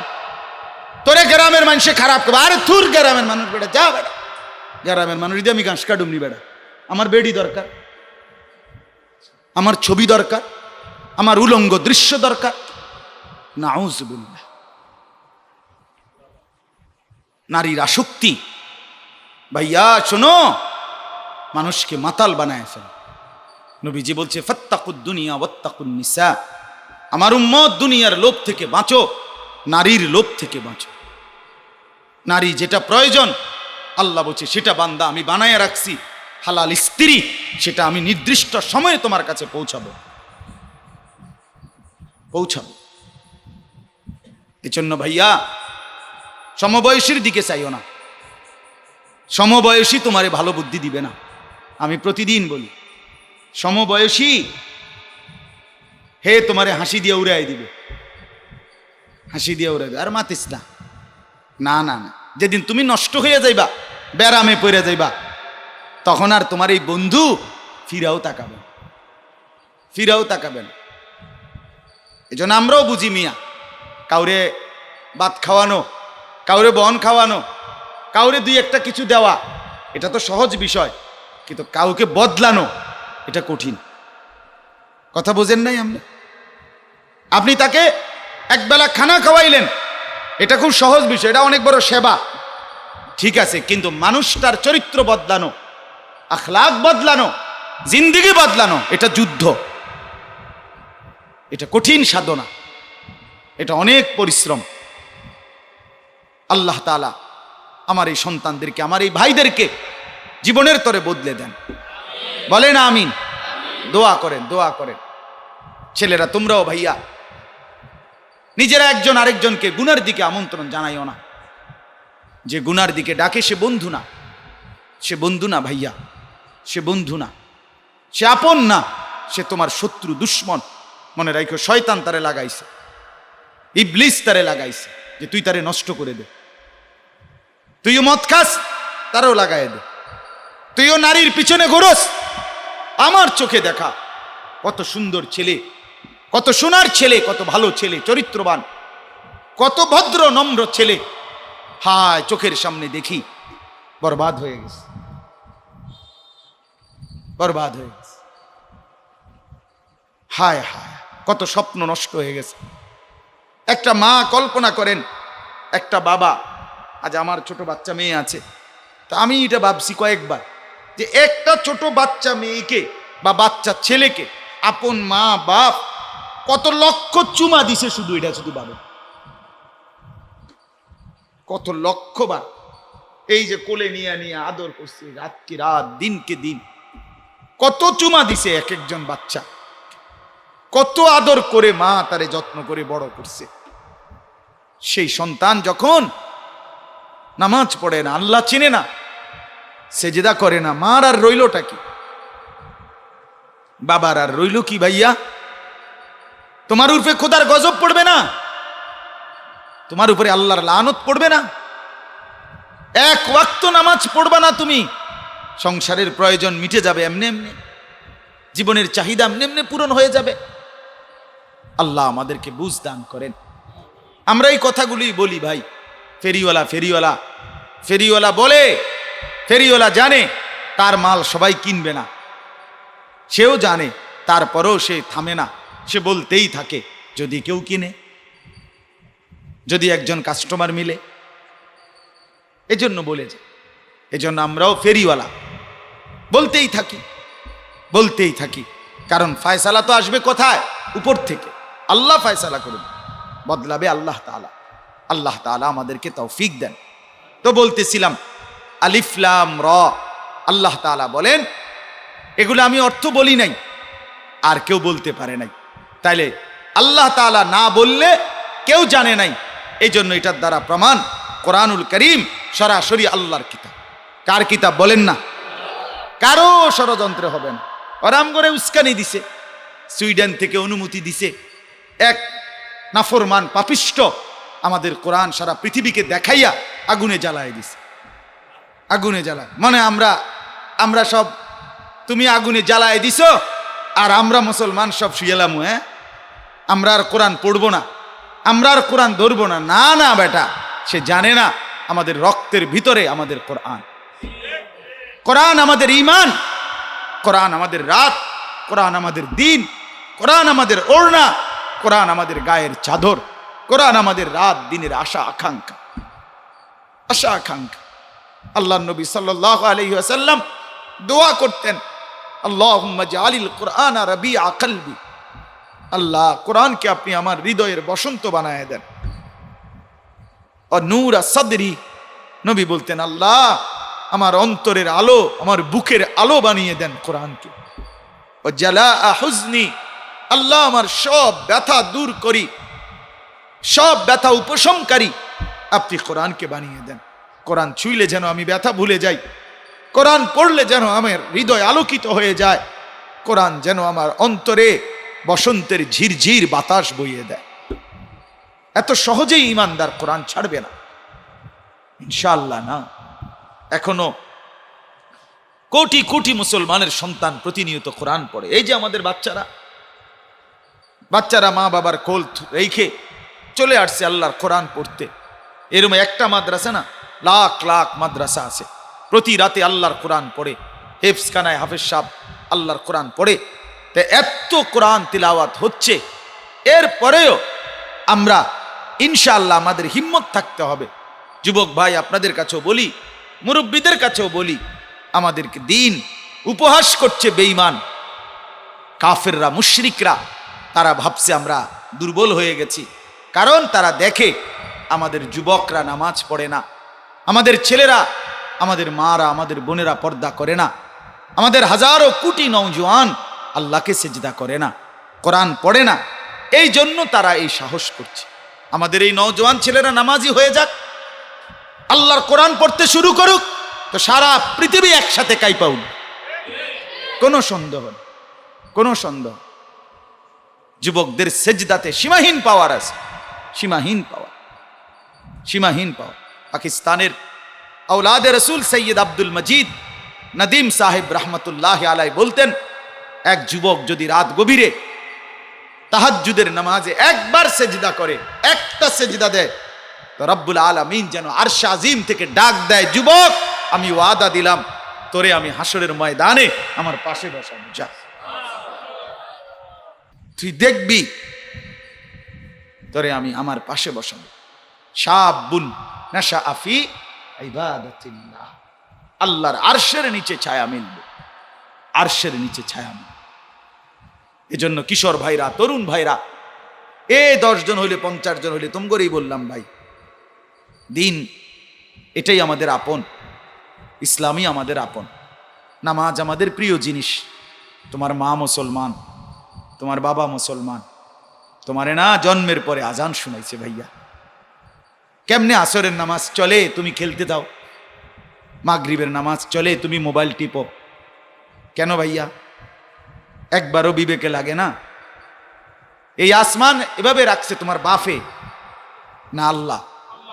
প্রতিদিন ভোর হয় তোমার বাপের ক্ষমতায় না আল্লাহর ক্ষমতায়? তো আল্লাহকে ছেড়ে দেওয়া কেন? আল্লাহকে বাদ দেওয়া কেন বলেন? আমরা আল্লাহ তাআলা আমাদেরকে বুঝ দান করেন, আল্লাহ তাআলা আমাদের দিল বদল করে দেন, আখিরাতের ফিকির দান করেন। ছেলেরা যদি নামাজি হয় আমাদের সার্থকতা, আমাদের সবচেয়ে বড় পাওয়া। আল্লাহ তাআলা তৌফিক দেন। চলেন দেরি করব না, আর তরজমা বলছি। আল্লাহ তাআলা বলেন, তিলকা আয়াতুল কিতাবিল মুবিন। আল্লাহ তাআলা বলেন, এই যে কোরআন, এটা পুরাটা সুস্পষ্ট কিতাবের আয়াত, অর্থাৎ এটার শুরু থেকে শেষ পর্যন্ত প্রতিটা আয়াত, প্রতিটা শব্দ, বিন্দু বিসর্গ সব একদম স্পষ্ট, আলোকিত, ফকফকা। সুবহান। বুঝতে, অনুভব করতে, আমল করতে, ব্যাখ্যা করতে, বুঝানোতে কোনো দিকে কোনো অসুবিধা হবে না। আল্লাহ বলেন, আমি এটাকে এতটা স্পষ্ট বানাইছি কোরআন, তুমি যদি বুঝতে চাও, তুমি যদি বুঝাইতে চাও, তুমি যদি মানতে চাও, তুমি যদি আরেকজনকে মানাইতে চাও, তুমি যদি আমল করতে চাও সর্ববিবেচনায় সর্বদিকে এটা একদম আলোকিত, একদম স্পষ্ট। বলেন আলহামদুলিল্লাহ। এরপরে আল্লাহ তাআলা বলেন ইন্না আনজালনাহু কুরআনান আরাবিয়্যান লাআল্লাকুম তাআকিলুন। আল্লাহ তাআলা বলেন নিশ্চয়ই আমি আল্লাহ কোরআনকে নাজিল করেছি আরবি ভাষায়, যেন সকলেই আমার বান্দা কোরআন বুঝতে পারে। সুবহানাল্লাহ। পৃথিবীতে ৩,০০০ ৩,৫০০-এর চাইতে বেশি জীবন্ত ভাষা আছে, মৃত ভাষা আছে আরো অনেক, আরো বেশি হইতে পারে। এখন আরো অনেক আগে শুনছি আমি এই কথা। তো এই অগণিত ভাষা সব আল্লাহর।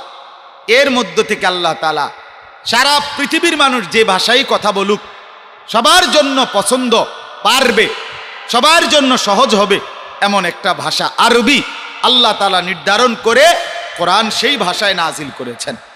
অতএব কোনো মুসলমান, সে বাংলাদেশি হোক, ইন্ডিয়ান হোক, পাকিস্তানি হোক, ইউরোপিয়ান হোক, মালয়েশিয়ান হোক, মানে বাংলা যেই কোনো ভাষাভাষী, জোয়ান কিংবা বুড়ো, মুসলমান যদি বলে আমি কোরআন পড়তে পারি না, কোরআন কঠিন বা আমার পক্ষে সম্ভব না, এটা সম্পূর্ণ ভুল, এটা মিথ্যা, এটা তার গাফলতি, এটা তার খামখেয়ালি।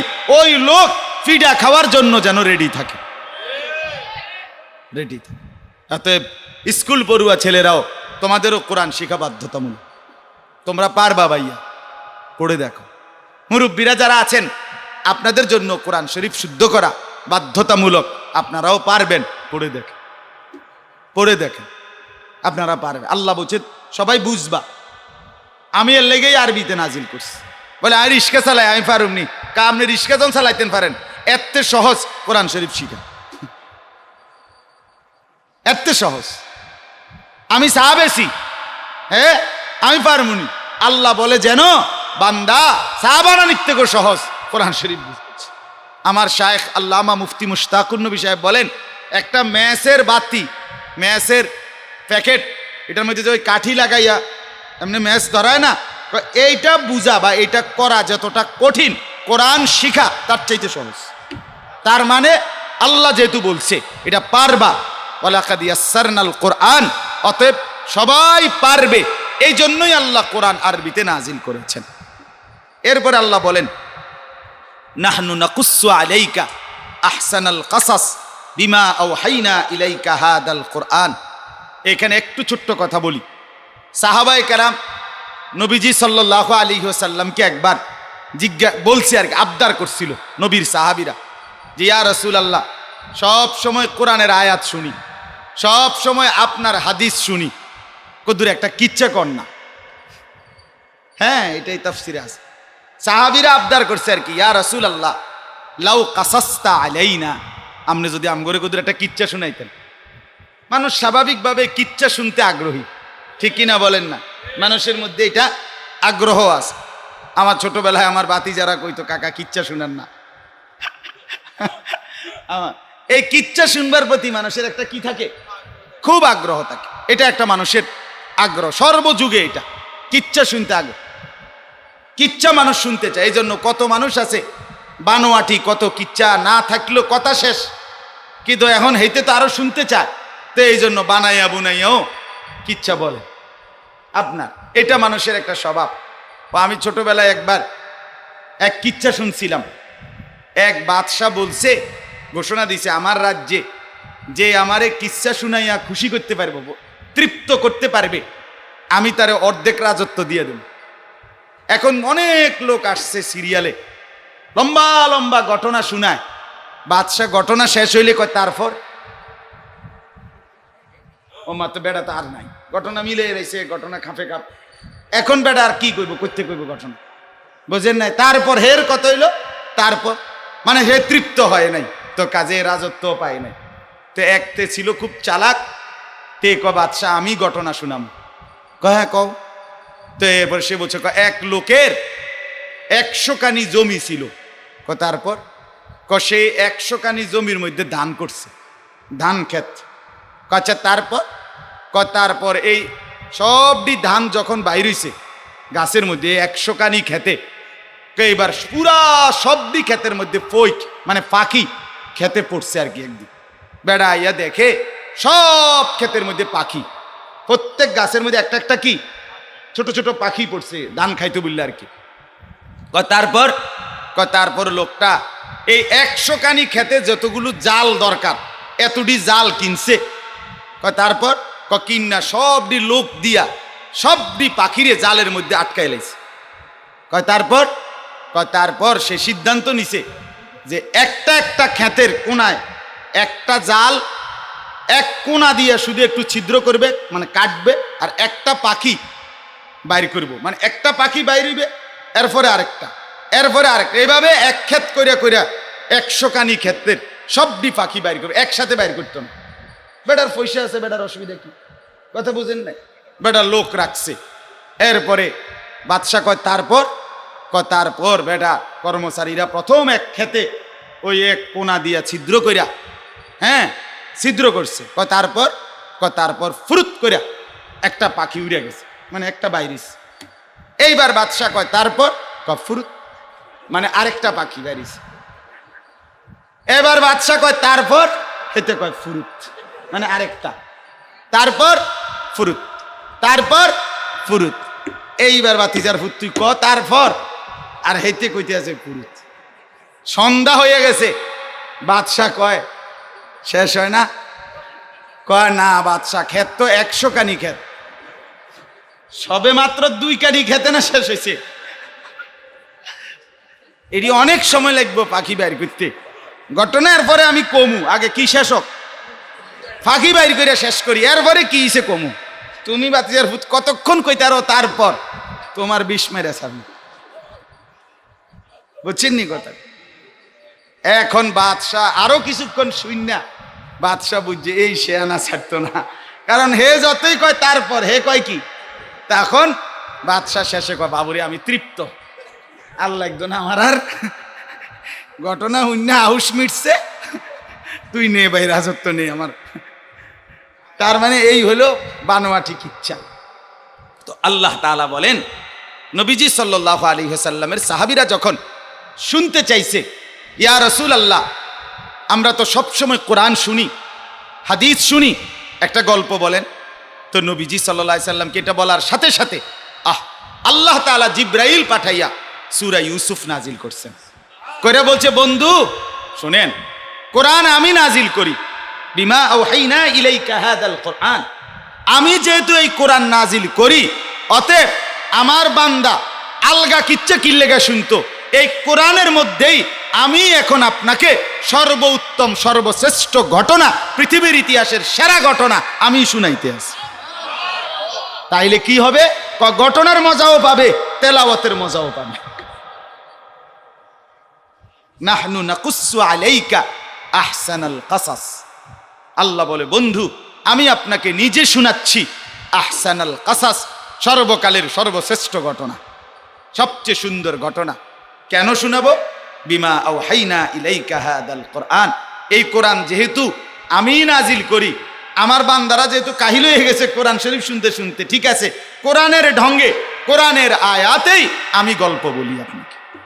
ওয়া ইন কুনতা মিন ক্বাবলিহি লামিনাল গাফিলিন, আল্লাহ বলেন ইতিপূর্বে আপনি এই ঘটনা জানতেন না, আপনি যেহেতু কোথাও আলাদা কোথাও পড়েন নাই, আপনাকে শুধু আমি শিখাইছি, অতএব আমি বলবো আপনি আপনার সাহাবীদেরকে এই ঘটনা গোটা পৃথিবীবাসীকে শুনিয়ে দেন। সুবহান।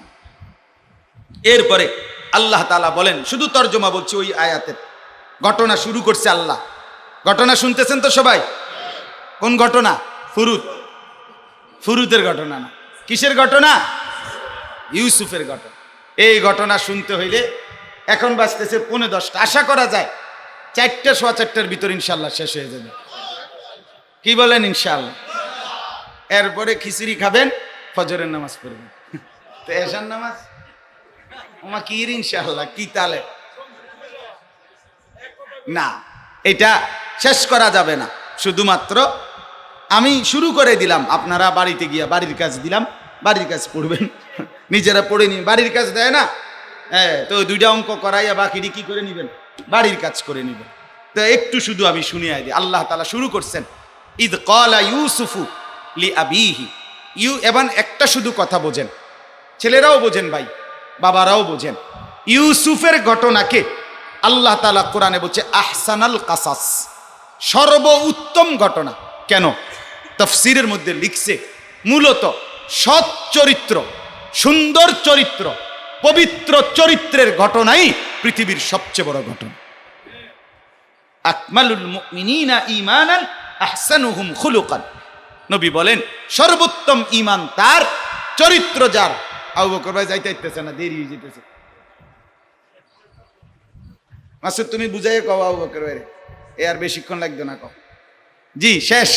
তো আপনার উত্তম চরিত্র ইউসুফ আলাইহিস সালামের ঘটনা, উনার জীবনের পরতে পরতে ঘটনা, জীবনের শুরু থেকে শেষ পর্যন্ত পুরো জিন্দিগিটাই অভিনব। এতটা সুন্দর, এতটা অবাক, এতটা চিত্তাকর্ষক যে কি অবস্থার থেকে আল্লাহ তাআলা তাকে কি বানাইছে। একজন মানুষ ছিল কূপের নিচে, পানিতে চুবাইয়া লাইছে, ভাইয়ারা জাতা দিয়া পানির তলে হালাই দিছে। আল্লাহ তাআলা বলেন আমি পানির তল থেকে উঠাইয়া মিশরের বাদশা বানাই দিছি। আর ফেরাউন, এই মিশরে ফেরাউন বাদশাহী দাবি করছে, ছিল বাদশাহ, খোদা দাবি করছে। আল্লাহ বলে আচ্ছা আচ্ছা তুমি খোদা দাবি কর, তুমি জানো না ঘটনা, আমি এর আগে একজনরে পানিতে উড়াইয়া বাদশাহ বানাইছিলাম এই মিশরে, তুমি সেই মিশরে বাদশাহ হইয়া খোদা দাবি করছো, এবার তোমারে বাদশাহী থেকে নামাইয়া পানিতে উড়াইয়া। একই জায়গায়, একই দেশে, একই দেশ, একই দেশ। তুতিল মুলকা মান তাশা ওয়া তানজিউল মুলকা মিম্মান তাশা। আমি যাকে চাই বাদশাহী দিয়ে দেই, আমি যাকে চাই ছিনিয়ে নেই বাদশাহীর নাম। নাম বেঈমান। আল্লাহ তাআলা বুঝ দান করেন।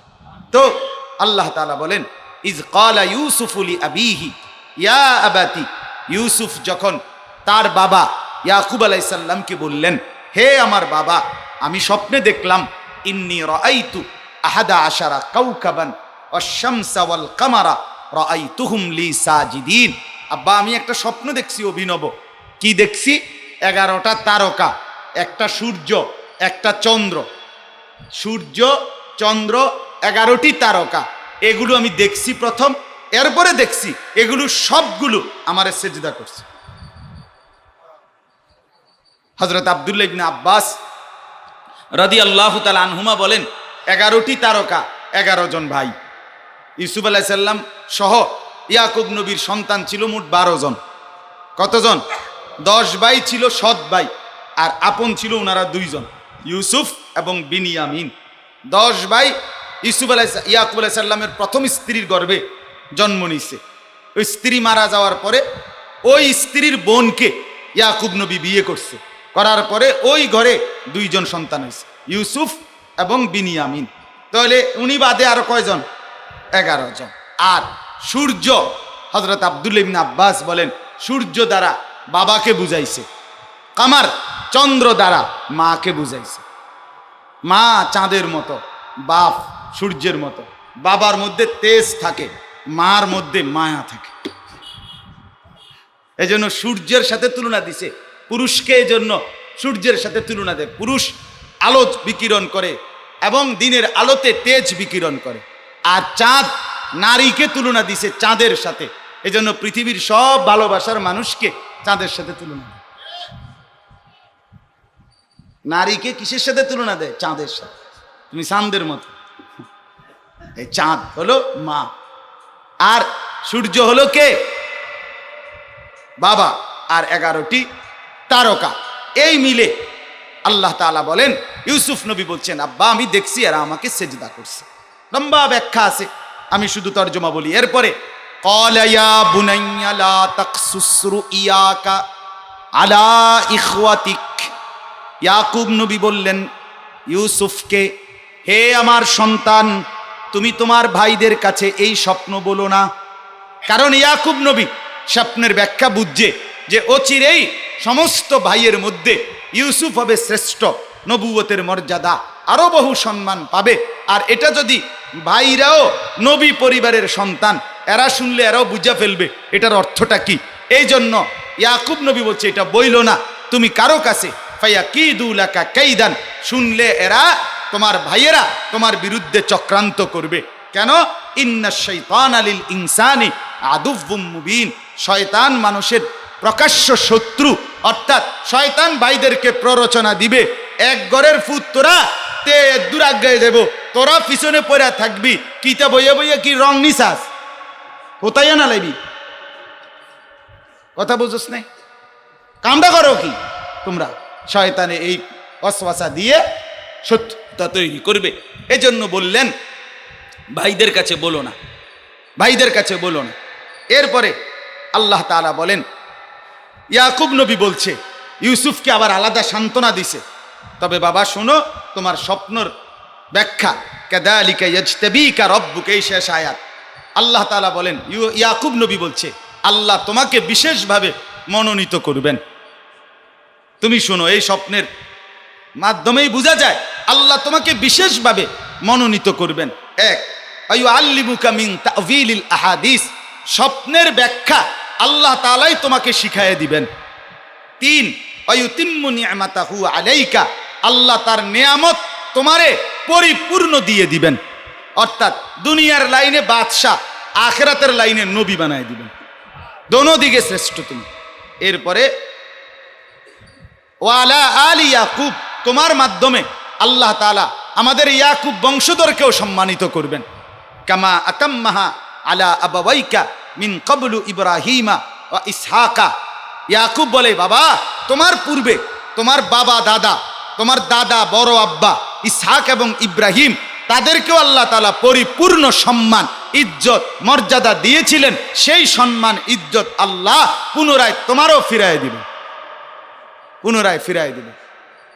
1994 সালে আমার বড় ভাই কামেলে টাইটেলে মাওলানা মাহবুবুর রহমান আশরাফি সারা বাংলাদেশে ফার্স্ট হয়েছিলেন। তো 1998 সনে আমি দাখিল পরীক্ষা দিছিলাম, 4 বছর পরে। আমার বড় ভাই বলছিলেন রেজাল্টের আগের দিন যে আমি স্বপ্নে দেখছি যে আমার রেজাল্ট করছি আমি আবার। পরের দিন আমার রেজাল্ট দিছে, ঠিক ভাইয়ার মতো আমি সারা বাংলাদেশে ফার্স্ট হয়েছি, একই রকম। হ্যাঁ, তো ইয়াকুব নবী বললেন, তোমার বাবা দাদা ইসহাক ইব্রাহিমকে আল্লাহ যেমন মর্যাদা দিছে, ও চিরেই আল্লাহ তাআলা সেই মর্যাদা তোমাকেও দান করবে। ইন্না রব্বাকা আলিমুন হাকিম, নিশ্চয়ই তোমার রব মহাজ্ঞানী মহাপ্রজ্ঞাময়। এখান থেকে আপনাদের কাছে আমি শুধু একটা কথা বলতে চাই, এটাই আমার শেষ কথা। পুরা সূরার ঘটনা কিন্তু আরো সামনে অনেক সুন্দর, আপনারা পড়লেন, নিজেরা পড়বেন, বাংলা তর্জমা পড়বেন, তাফসীর পড়বেন, আল্লাহ তাআলা দেখবেন অনেক নূর দিলের মধ্যে দান করবেন। ইউসুফ আলাইহিস সালামের ঘটনা যুবকদের জন্য সবচেয়ে আদর্শ ঘটনা, অবাক করা ঘটনা ভাইয়া, অবাক করা ঘটনা। পৃথিবীর পরিপূর্ণ সুযোগ পাওয়ার পরেও একজন সুন্দরী নারী, রূপবতী নারী, বংশীয় নারী সর্বদিকে ব্যবস্থা করে নিজে সশরীরে অশ্লীলতার জিনার জন্য আমন্ত্রণ জানিয়েছে হযরত ইউসুফ আলাইহিস সালামকে। ঘর বন্ধ, দরজা বন্ধ, জানালা বন্ধ, নিজের রূপ নিজের যৌবন সব পেশ করছে। ইউসুফ আলাইহিস সালাম ঠিক ওই মুহূর্তে বলছে, ক্বালা মাআযাল্লাহ, আমি আমার আল্লাহর পানাহ চাই। ইন্নাহু রাব্বি আহসানা মাসওয়াই, আরে জুলাইখা তুমি জানো না আমার ওই রব আল্লাহ আমারে বড় উত্তম ভাবে এই পর্যন্ত লালন পালন করে এখানে আনছেন। আমি কূপে পড়েছিলাম, আমার মালিক আমারে সেখান থেকে তুলে আজ মন্ত্রীর ঘরে আশ্রয় দিছে, তাইলে আমি কেমনে আমার সেই মালিকের নাফরমানি করি? ইন্নাহু লা ইউফলিহুজ জালিমুন। জুলাইখা শোনো, কিয়ামত পর্যন্তের জন্য বললাম, জালেম পাপী নাফরমান সফল হয় না, কামিয়াব হয় না। ইউসুফ নবী দেখাইছেন বহুত বড় শিক্ষা। তো একটা জিনিস শুধু বলি, সেটা হলো স্বপ্ন। এই কথাটা মনে রাখবে, একটা হাদিস শুধু মনে রাখবেন। নবীজি সাল্লাল্লাহু আলাইহি ওয়াসাল্লাম বলছেন স্বপ্ন 3 রকম। 1 নাম্বার মনের কল্পনা, হাদিসুন নফস এটাকে বলে, অর্থাৎ সারা দিনে যা জল্পনা কল্পনা করে অনেক সময় মানুষ তা স্বপ্ন দেখে। 2 তাসওয়িলুশ শাইতান, শয়তানের প্ররোচনা, অর্থাৎ মানুষের অন্তরের মধ্যেও শয়তান প্রভাব বিস্তার করে স্বপ্নে তাকে অনেক আজে বাজে খারাপ জিনিস দেখায়। 3, আল্লাহর পক্ষ থেকে মুবাশশিরাত অর্থাৎ সুসংবাদ হিসাবে আল্লাহ তাআলা তার কোনো বান্দাকে উত্তম স্বপ্ন দেখায়। এই 3টা জিনিস। এক্ষেত্রে প্রথম 2টা ধর্তব্য না, তৃতীয়টা স্বপ্ন ব্যাখ্যা জানে এমন অভিজ্ঞ কোনো মুহাক্কিক আলেমের কাছ থেকে জেনে নিলে তারপরে সেইটাকে আপন করা যায়, সেটাকে প্রিয় মনে করা যায়। কিন্তু যেই কোনো স্বপ্নের ক্ষেত্রে এটা মনে রাখতে হবে, শুধু স্বপ্ন দলিল না। স্বপ্ন যদি কোরআন সুন্নাহর আলোকে ঠিকমতো হয়, অর্থাৎ শরীয়তের কোনো খেলাফ না হয়, তাহলে স্বপ্ন গ্রহণযোগ্য, আর নাই তো পরিত্যক্ত। স্বপ্নে দেখছি আমারে কইছে এই জায়গার মধ্যে 40 দিন বইয়ে থাকতাম, নামাজ পড়তে না, আমারও স্বপ্নে কইছে বইয়ে থাকতাম, রোজা রাখতে না, না আমারে কইছে বইয়ে থাকতাম, এনতে মাটির তলের থেকে বাইরিব, কিছু একটা বাইরিব। এইটা বোঝা গেল যে এই স্বপ্ন তোমারে যে দেখাইছে তার নাম আস্থা শয়তান, আর তুমি হইলে অর্ধেক শয়তান। এই 1.5 শয়তান মিলছে, কথা বুঝেন নাই? অর্থাৎ শরীয়তের হুকুমের খেলাফ স্বপ্ন কি নয়, ধর্তব্য নয়। আরেকটা কথা হলো, স্বপ্নে যদি কেউ দেখে মন্দ কিছু, তাহলে নিয়ম হইল যে আল্লাহ রসুল হচ্ছে কয়েকটা আমল, স্বপ্ন দেখে যদি কেউ ভয় পায়, খারাপ কিছু দেখি না আমরা অনেক সময় এরকম, তো কি করবে?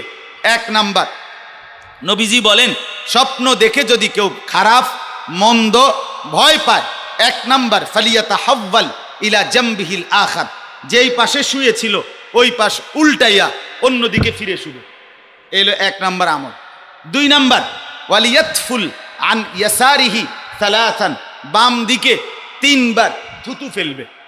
3 নাম্বার ওয়ালিয়াস্তাইজ বিল্লাহি মিন শাররিহা, আল্লাহর কাছে ওই স্বপ্নের খারাপি থেকে পানাহ চাইবে, আল্লাহ আপনি আমাকে মাফ করে দেন, বাঁচায় দেন। 4 নাম্বার আল্লাহ নবী সাল্লাল্লাহু আলাইহি ওয়াসাল্লাম বলেন ওয়ালা ইউহাদ্দিসু বিহা আহাদান, এই স্বপ্ন কাউকে বলবে না, কাউকে বলবে না। নবীজি বলেন এই 4টা কাজ যদি করে, 500 উল্টাইয়া শোয়, বাম দিকে 3 বার থুতু ফেলে, আল্লাহর কাছে মাফ চায়, কাউকে না বলে, সেই স্বপ্ন যত মারাত্মকই হোক, নবী বলছেন ফাইন্নাহা লান তাদুররাহু, সেই স্বপ্ন তাকে কোনো ক্ষতি করবে না, তার কোনো কি হবে না, ক্ষতি। অতএব মেহেরবানি করে আমরা প্রত্যেকে এটা আমল করার চেষ্টা করব। আল্লাহ তাআলা আমাদেরকে তৌফিক দান করেন, কবুল করেন, আমিন। বাকি ঘটনা আপনারা নিজেরা পড়বেন, অথবা আল্লাহ চাইতো আমরা কখনো আপনাদেরকে শোনাবো। আল্লাহ তাআলা আমাদেরকে উত্তমভাবে কবুল করেন। আমাদের নাজেম সাহেব মাওলানা মাসুম বিল্লাহ বারবার বলছে 9:30টায় শেষ করতে, এখন তো 9:30 বাজে না তো, না 9:30টার বেশি বাজে। আল্লাহ তাআলা আমাদেরকে উত্তমভাবে কবুল করেন। তখন আল্লাহ নবী সাল্লাল্লাহু আলাইহি ওয়াসাল্লাম বলেন ইন্নী উহিব্বু আন আসমাআহু মিন গায়রি, নিশ্চয়ই আমি এই কোরআন পড়তে যেমন ভালোবাসি, আরেকজনের কাছ থেকে শুনতেও ভালোবাসি। এর দ্বারা বোঝা গেল নবী সাল্লাল্লাহু আলাইহি ওয়াসাল্লাম নিজে যেমন কোরআন পড়তেন, তো অন্যের কাছ থেকেও কোরআন তেলাওয়াত শুনতেন। এজন্য ইমাম সাহেব যখন নামাজের মধ্যে তেলাওয়াত করে খুব মনোযোগ দিয়ে শুনবেন। মাগরিবের নামাজ, ইশার নামাজ, ফজরের নামাজ, বিশেষ করে এই 3 নামাজে তো ইমাম সাহেব উচ্চ আওয়াজে তেলাওয়াত করে। তাহলে সে সময় এই নিয়তে যে আল্লাহ তাআলা বলছে কোরআন শুনতে, তাহলে আপনার নেকিও হবে, দিলের মধ্যে নূর আসে। আর আমাদের ইমাম সাহেবের তেলাওয়াত তো অনেক সুন্দর, অনেক সুন্দর, মাশা, এটাও আল্লাহর নিয়ামত। আমি বহু সময় বলছিও, সচরাচর বহু মসজিদের ইমাম সাহেবের তেলাওয়াতের চাইতে আমাদের এই ইমাম সাহেবের পড়া অনেক শুদ্ধ এবং অনেক সুন্দর। তাইলে তেলাওয়াত শুনবেন মনোযোগ দিয়ে, এতে আল্লাহ তাআলা রহমত বর্ষণ করবে। আর আল্লাহ তাআলা রহমত দেবে মানে কি? মানে হলো তৌফিকুত তোয়া। তাফসীরের মধ্যে আছে আল্লাহ তাআলা কাউকে রহমত দিবেন মানে হলো তাকে আল্লাহ তাআলা ইবাদতের আমলের তৌফিক দান করবেন।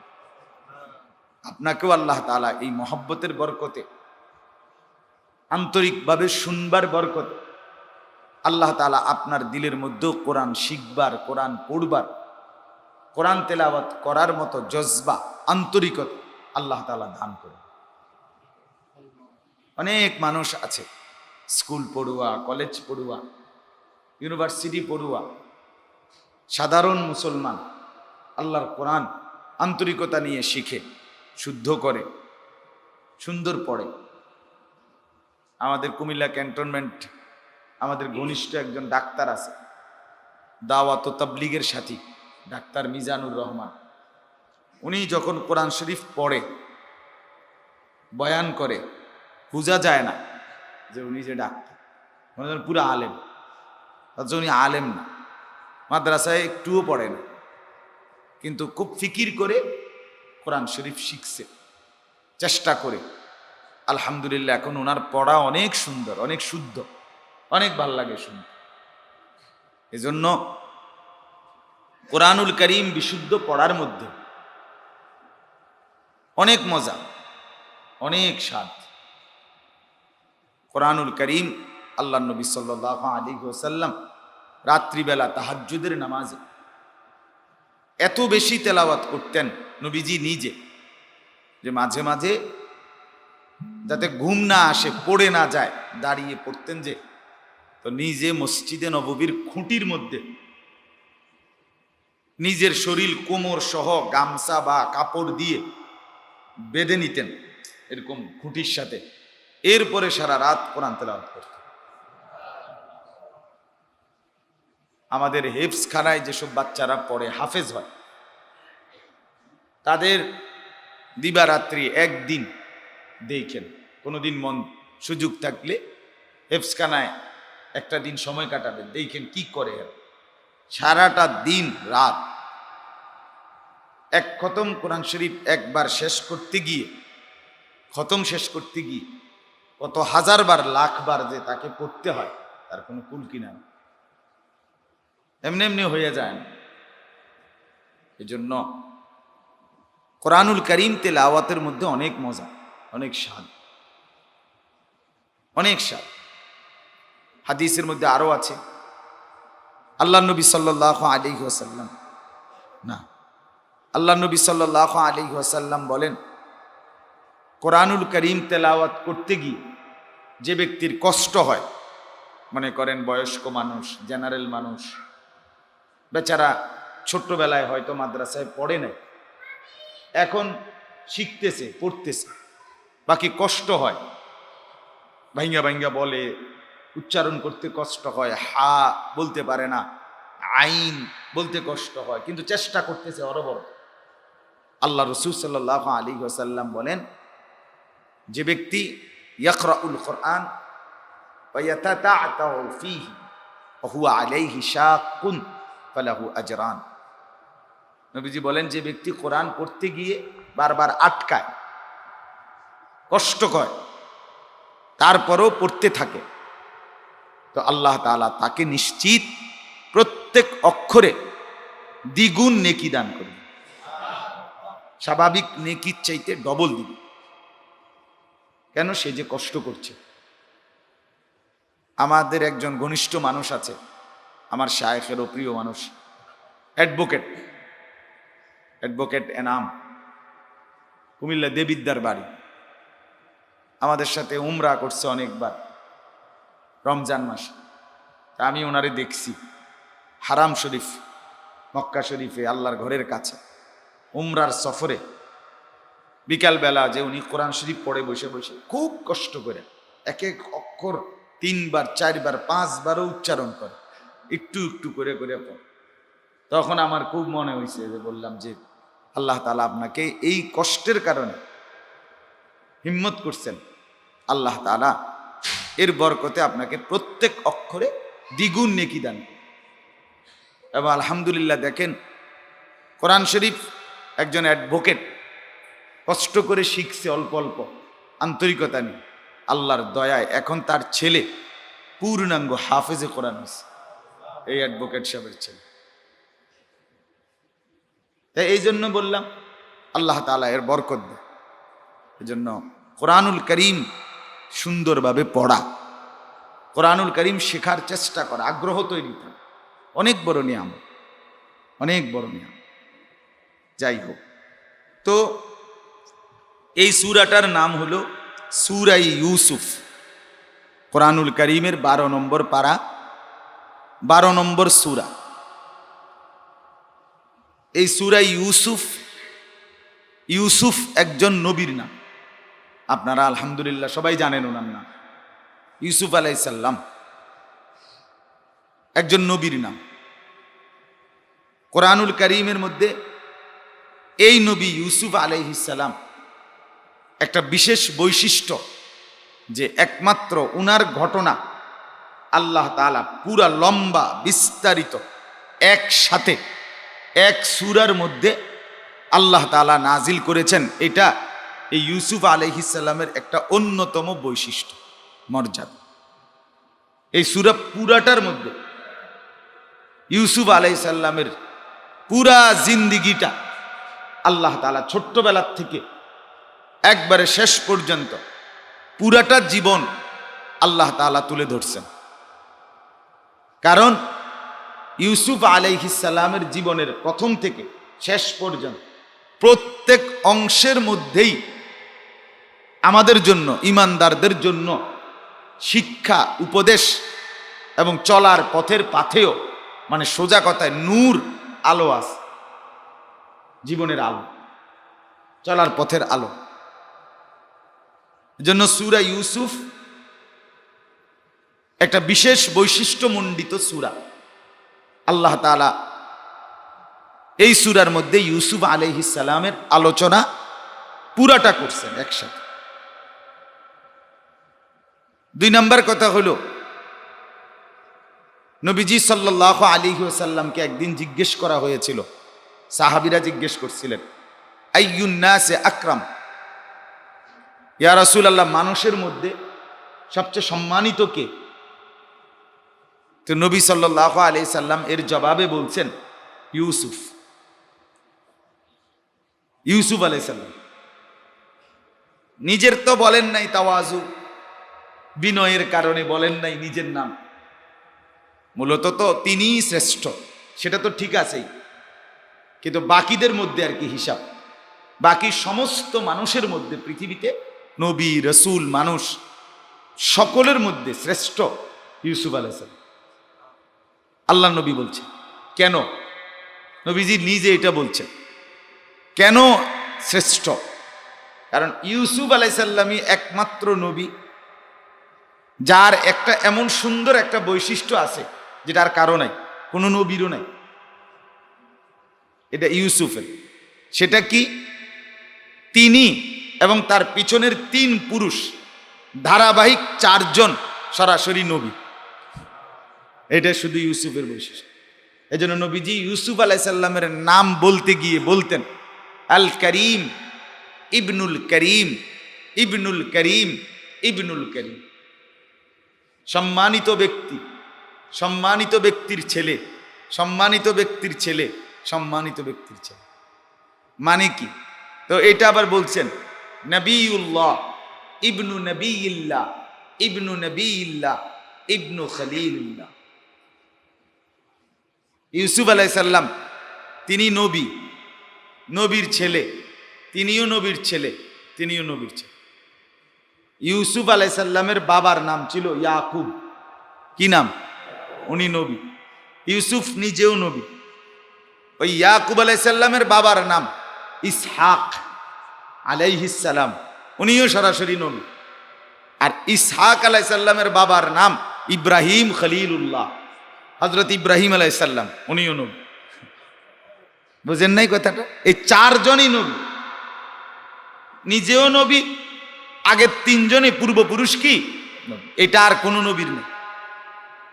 আর কোন নবীর এরকম বাবা, দাদা, এরপরে দাদার পরে যিনি বড় বাপ, কেহই কি না, 3 জন এভাবে ধারাবাহিক এবং নিজেও নবী, এর মন নেই। এই জন্য আল্লাহ নবী সাল্লাল্লাহু আলাইহি সাল্লাম বলেন, সমস্ত মানুষের মধ্যে শ্রেষ্ঠতম ব্যক্তি ইউসুফ আলাইহিস সালাম। আল্লাহ নবী তাকে বলছেন আল করিম। নবীজি বলছেন সে হচ্ছে করিম, ভদ্র। আল্লাহ নবী সাল্লাল্লাহু আলাইহি ওয়াসাল্লাম বলেন, মেরাজের রাতে নবীজি মেরাজে গেছেন। এই মেরাজে নবীজি বলেন, আমি ইউসুফকে দেখছি সরাসরি। তো দেখে আমি এটা বুঝছি আল্লাহ তাআলা গোটা সৃষ্টি জগতের, তার সমস্ত মাখলুকাতের যত সৌন্দর্য, তার পুরা অর্ধেক একা ইউসুফকেই দান করছে। আচ্ছা, কন্ধ বেটাটা কি সুন্দর আছে, বুঝেন নাই কথা? কেমন চমৎকার! গোটা সৃষ্টির অর্ধেক সৌন্দর্য আল্লাহ তাআলা ইউসুফ আলাইহিস সালামকে দান করছে। ইউসুফ নবীর এটা বৈশিষ্ট্য। ইউসুফ আলাইহিস সালামের এটা একটা মর্যাদা যে ইউসুফ আলাইহিস সালাম এবং তার পূর্বপুরুষ ইব্রাহিম, ওনার বড় বাপ কইলাম, ওনার বংশ, তো উনি নিজে এবং ওনার বড় বাপ, দাদার বাপ, দুইজনের নামেই কোরআনুল কারীমে পৃথক দুইটা সূরা আলাদাভাবে আল্লাহ তাআলা নাজিল করেছে। এটাও ওনার বৈশিষ্ট্য, আর কারণে। মানে ইউসুফ এই নামও একটা সূরা আছে, আবার ইব্রাহিম এই নামও একটা কি আছে, সূরা আছে। ওনার বংশের ওনারা দুজন, ওনার নাম এবং ওনার বড় বাবার নাম, দুজনের নামে আল্লাহ তাআলা আলাদা দুইটি পূর্ণাঙ্গ সূরা নাজিল করছে। এটা ওনাদের বৈশিষ্ট্য, ওনার বৈশিষ্ট্য। ইউসুফ আলাইহিস সালাম পৃথিবীর ইতিহাসে পবিত্র আখলাক, উত্তম চরিত্র, উত্তম আচরণ, সৎ চরিত্র, নিষ্কলুষ পবিত্র চরিত্রের সর্বশ্রেষ্ঠ উদাহরণ, নমুনা ইউসুফ আলাইহিস সালাম। পৃথিবীর সর্বোচ্চ সুযোগ আল্লাহর নাফরমানি করার, চরিত্রহীনতার, অশ্লীলতার, বেহায়াপনার চূড়ান্ত সুযোগ পাওয়ার পরেও শুধুই কেবল আল্লাহর ভয়ে, যিনি একেবারেই পূর্ণ সুযোগটাই হাতছাড়া করেছেন, আত্মসংবরণ করেছেন, নিজেকে কন্ট্রোল করেছেন 100। এটা ইউসুফ আলাইহিস সালামের বৈশিষ্ট্য।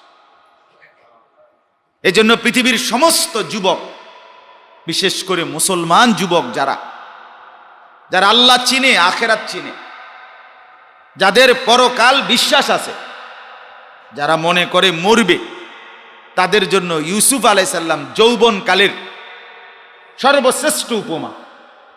যুবক কেমন চরিত্রবান হতে হয়, যুবকের আখলাক কেমন হওয়া উচিত, তার চূড়ান্ত উৎকৃষ্ট একটি নমুনা হযরত ইউসুফ আলাইহিস সালাম।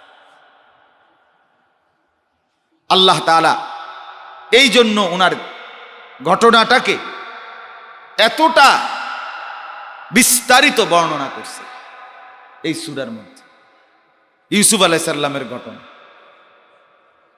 এরপরে শুনেন, ইউসুফ আলাইহিস সালামের ঘটনাকেই আল্লাহ তাআলা ডাইরেক্ট কোরআনুল কারীমে এখানেই আছে, নাহনু নাকুসসু আলাইকা আহসানাল কাসাস। আল্লাহ তাআলা বলেন, সর্বোৎকৃষ্ট, সবচেয়ে সুন্দর, সবচেয়ে সেরা ঘটনা ইউসুফ আলাইহিস সালামের ঘটনা। আল্লাহ নিজে বলছে, এই যে এই আয়াত, যে হে নবী, আমি আপনার কাছে এখন একটি সর্বোত্তম সুন্দর আহসানাল কাসাস, সমস্ত ঘটনা সমূহের মধ্যে থেকে সবচেয়ে সুন্দর ঘটনা আমি আপনার কাছে শোনাবো। এই কথা বলে মানে বড় আকর্ষণ কইরা আল্লাহ তাআলা ভূমিকাটাই করছে খুব সুন্দর কইরা, যে আপনার একটা মজাদার ঘটনা শোনাবো, আপনাকে একটা দারুণ ঘটনা শোনাবো, আপনাকে একটা সর্বোত্তম ঘটনা শোনাবো।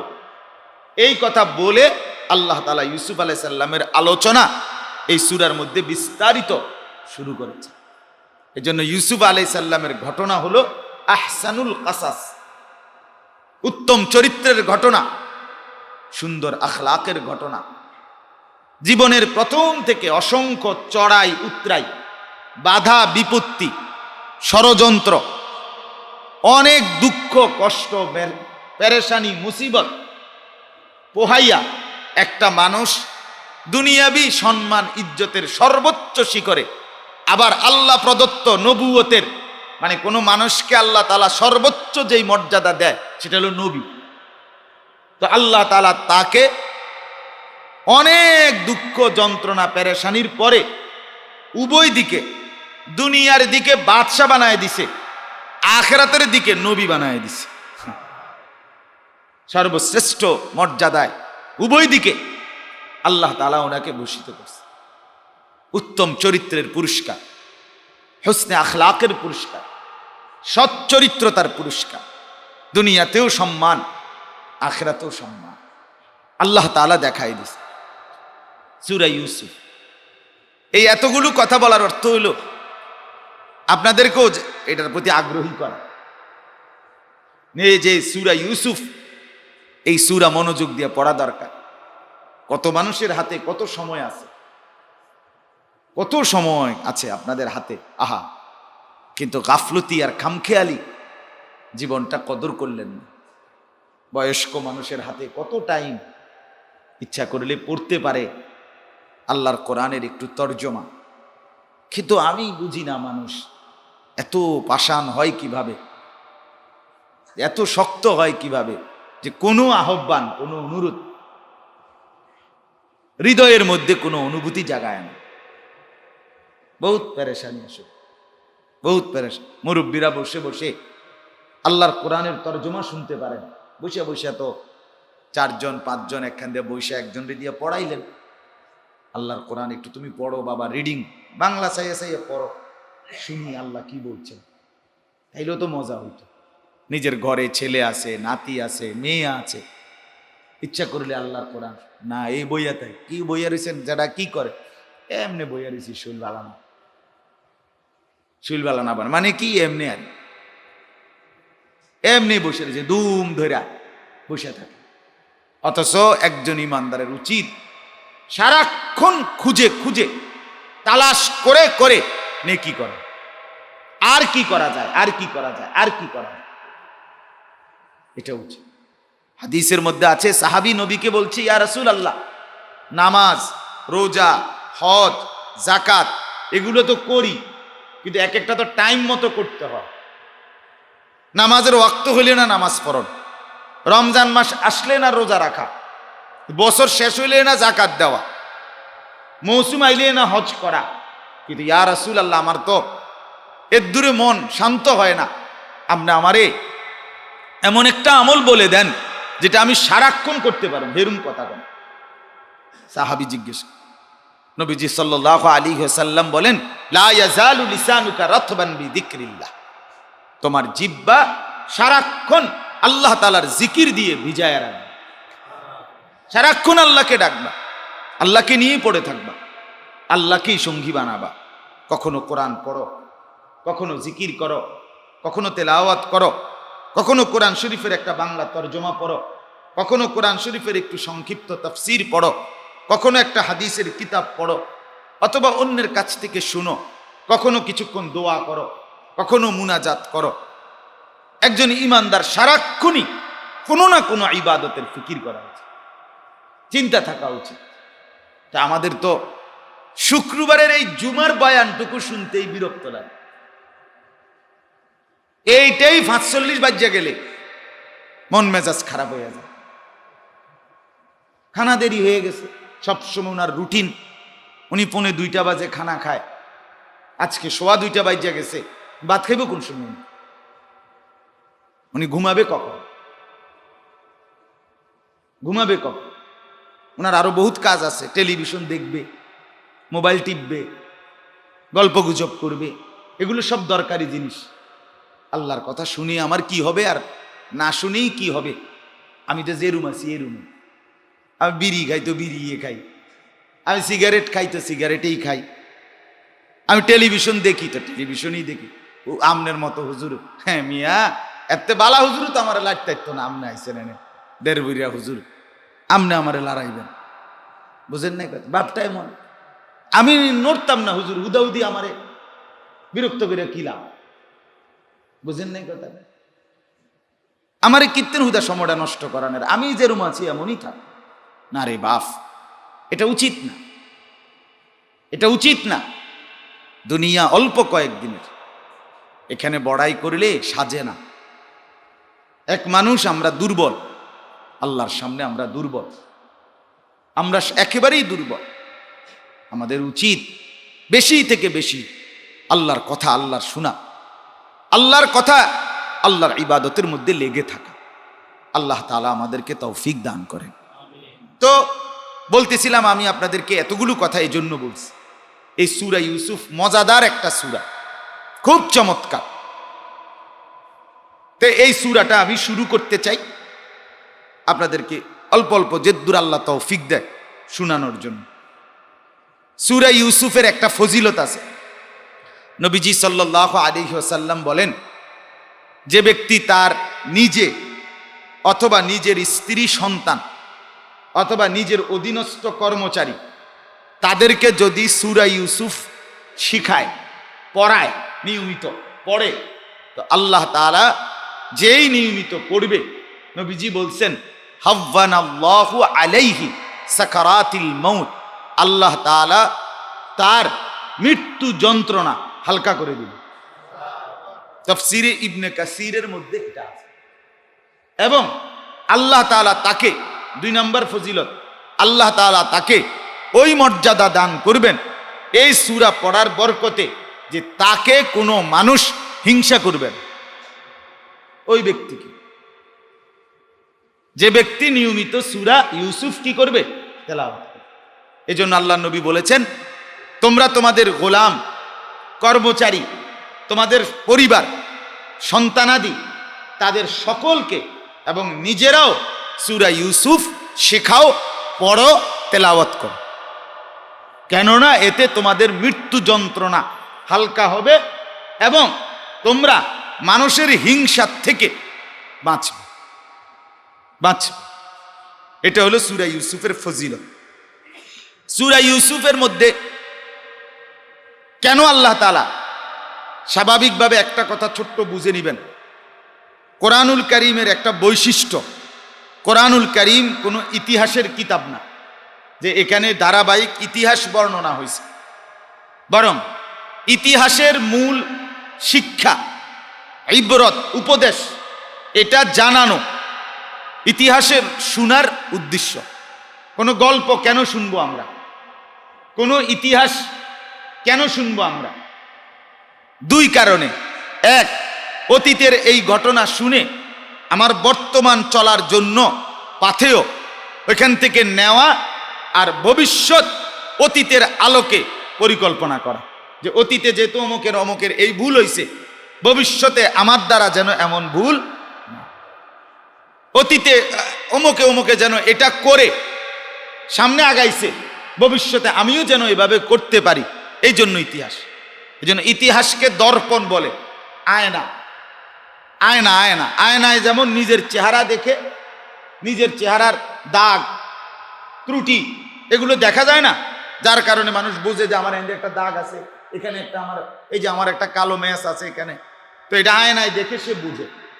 তো ইতিহাসকেও বলা হয় কোনো জাতির আয়না, অর্থাৎ এই জাতি চলমান জাতি পিছনের ইতিহাসকে সামনে নিয়ে তার আয়নার মতো তার আগামীটাকে এটার মধ্যে দেখবে। কেন ফেরাউন ধ্বংস হইল, কেন নমরুদ ধ্বংস হইল, কেন কারুন ধ্বংস হইল, কেন সাদ্দাত ধ্বংস হইল, কেন কওমে নূহ, কওমে লূত, কওমে হুদ, কওমে সালেহ, কওমে শুআইব, এই নবীর জাতিগুলো কেন আল্লাহ তাআলা ধ্বংস করে দিয়েছেন, এই ঘটনা জানবেন।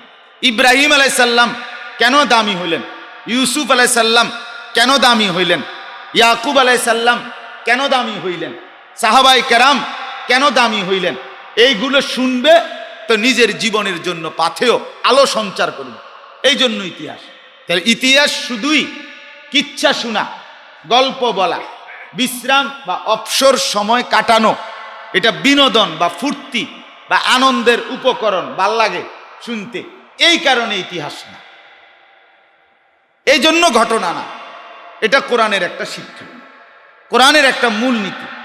এই জন্য কোরআনুল কারীমের আল্লাহ তাআলা বিভিন্ন জায়গায় অবাধ্য জাতি অথবা অনুগত জাতি, ঈমানদার মানুষ অথবা নাফরমান মানুষ, উভয়ের ঘটনা আল্লাহ তাআলা কোরআনের বহু জায়গায় ইতিহাস মানে ঘটনা উল্লেখ করছে। কিন্তু কোনোখানেই আল্লাহ তাআলার রীতি এটা যে লম্বা ঘটনা ধারাবাহিক, এরপরে কি হইছে, এরপরে অটো লইছে, অটো লইয়া এরপরে রামচন্দ্রপুর গেছে, গিয়া এরপরে দোয়ান্তে খরচা লইছে, লওয়ার পরে এরপরে একটা বাজারের ব্যাগ কিনছে, এরপরে বাজারের ব্যাগ কিনা বাজারের ব্যাগে মালডি ঢুকাইছে, ঢুকানোর পরে এরপরে টেহা দিছে দোয়ানদারে, এরপরে আবার ব্যাগটা হাতে লইয়া আরেকটা অটো লইছে, লইয়া এরপরে আইছে ফরদাবাদ, আবার আইয়া মসজিদের সামনে নামছে, নাইমা এরপরে অটোওয়ালার টাকা দিয়া এরপরে বাইক গিয়া বাজার খুলছে। ইডিনি ঘটনা। এই যে ঘটনা, মনে করেন অটো লইছে, অটোতে নামছে, ভাড়া দিছে, ব্যাগ লইছে, এটি কি কোনো দরকারি কথা? এটা তো বুঝাই গেছে যে আপনি বাজারে গেছেন, বাজারের থেকে আইছেন, তো যাওয়ার সময় কোনো একটা দিয়ে গেছেন, আওয়ার সময় কোনো একটা দিয়ে আইছেন, বুঝেন না? এই মানে এইভাবে কোরআন বলে না। শুধু যেই অংশটুকু আমার আপনার জন্য শিক্ষা হবে, উপদেশ হবে, নসিহত হবে, কোরআন ওইটুকু শুধু বলছে। এটা হলো মূল কথা। এটা আমরা মাথায় রেখে ইনশাআল্লাহ সামনের দিকে আমরা সূরা ইউসুফের ঘটনা শুনব। তবে সূরা ইউসুফ এটার ব্যতিক্রম। আল্লাহ তাআলা শুধুমাত্র এই একটা সূরা, একটা ঘটনা পুরা কোরআনুল কারীমের মধ্যে বিস্তারিত একটু লম্বা করে বাই সিরিয়াল একটার পর একটা ঘটনা কি হয়েছে, আল্লাহ তাআলা ইউসুফ আলাইহিস সালামের ঘটনাটাই এভাবে উল্লেখ করছে। এই ভাইয়েরা নিচে কূপের মধ্যে ফেলাইছে, কূপের থেকে উঠাইছে, উঠানোর পরে মিশরের বাজারে নিয়ে বিক্রি করে ফেলছে, এরপরে আজিজে মিশর, মিশরের অর্থমন্ত্রী কিনে নিছে, তার বাড়িতে গেছে, জুলাইখা কাছে পালছে, বড় হইছে, জুলাইখা এবার আসক্ত হইছে, ওনাকে খারাপ কাজের জন্য আমন্ত্রণ জানাইছে, তিনি উনার চরিত্র হেফাজত করছে, দরজা খুললা বাহির হয়ে গেছে। এই যে সিরিয়াল, মানে একটার পর একটা কথা আল্লাহ তাআলা শুধুমাত্র এই ইউসুফ আলাইহিস সালামের বেলায় উল্লেখ করছে। অন্য কারো এরকম লম্বা ঘটনা কোরআনুল কারীমের মধ্যে নাই। কেন নাই? এর কারণ হলো মূলত শিক্ষা, উপদেশ, এটাই ছিল উদ্দেশ্য। এটার জন্য যে দূর দরকার অদ্দুরই বলছে। আর ইউসুফ আলাইহিস সালামের ঘটনার পুরা অংশটার মধ্যেই শিক্ষা আছে। একেবারে প্রথম থেকে নিয়ে কি আছে, পরতে পরতে, পৃষ্ঠায় পৃষ্ঠায় জীবনের প্রত্যেক ক্ষণে শিক্ষা আছে উম্মতের জন্য, মানুষের জন্য, আল্লাহর বান্দাদের জন্য। এই জন্য আল্লাহ তাআলা বিস্তারিত উল্লেখ করছেন, অথবা তাফসিরের মধ্যে লিখছে এটাও একটা কারণ যে ইতিহাস রচনা করা কোনো জাতির, কোনো ব্যক্তির, এটাও একটা শাস্ত্র, এটাও একটা শিক্ষিত জ্ঞানবান ব্যক্তির করণীয়। কিন্তু সেই ক্ষেত্রে ইতিহাস রচনা কিরকম হইতে হবে এটার একটা নমুনা আল্লাহ তাআলা কোরআনের মধ্যে ইউসুফের ঘটনা দিয়া দেখাইছেন, যে ঘটনা যেন আবার এত বিস্তারিত না হয় যে অনর্থক কথাও ঢুকে যায়, আবার এত সংক্ষিপ্তও না হয় যেন মূল কথা বোঝা না যায়। এই কারণে একটা ইতিহাস, একটি ঘটনা পরিপূর্ণ কেমন হইতে পারে এটা রচনা করবে যারা যুগে যুগে, তাদের জন্য একটা নমুনা স্বরূপ আল্লাহ তাআলা সূরা ইউসুফটার ঘটনা লম্বা করে সুন্দর করে আল্লাহ তাআলা উল্লেখ করছে। এরপরে সর্বশেষ আজকের জন্য শেষ কথা হইল, আল্লাহর নবী সাল্লাল্লাহু আলাইহি ওয়াসাল্লামের সাহাবীরা মাঝে মধ্যে নবীজির কাছে ঘটনা শুনতে চাইতেন। এটা একটা আমল। মানে আমরাও তো অনেক সময় বলি যে আচ্ছা ভাই কোনো গল্প টল্প থাকলে বলেন। ছোটবেলায় আমরা মা চাচিদের কাছে কি শুনতাম, গল্প শুনতাম। তো সাহাবীরা একদিন নবীজিকে বলছে, লাউ কাসাসতা আলাইনা ইয়া রাসূলুল্লাহ, আপনি যদি আমাদের একটু গল্প শুনাইতেন, একটা ঘটনা শুনাইতেন। ইয়া রাসূলুল্লাহ, সবসময় তো আপনার হাদিস শুনি, আপনার কোরআন শুনি, একটা ঘটনা কর না। একদিন হয়তো আবেগী মুহূর্তে সাহাবীরা বলছে আল্লাহ নবী সাল্লাল্লাহু আলাইহি সাল্লাম কাছে, সাথে সাথে আল্লাহ তাআলা এই পূর্ণ সূরা ইউসুফ নাজিল করে আল্লাহ তাআলা বলেন, বন্ধু আলগা ঘটনা শুনাইয়েন না, বরং কোরআনের মাধ্যমে আমি সর্বোত্তম ঘটনা শুনাইতে আছি। শুন, তে এরপরে আল্লাহ তাআলা শুনাইছে নবীকে, আর নবীজি সাল্লাল্লাহু আলাইহি সাল্লাম শুনাইছেন সাহাবীদেরকে। ইনশাআল্লাহ আমরা শোনাবো আপনাদেরকে। আল্লাহ তাআলা আমাদেরকে তৌফিক দান করেন, কবুল করেন, সামনের জুমা পর্যন্ত হায়াতে বরকত দান করেন।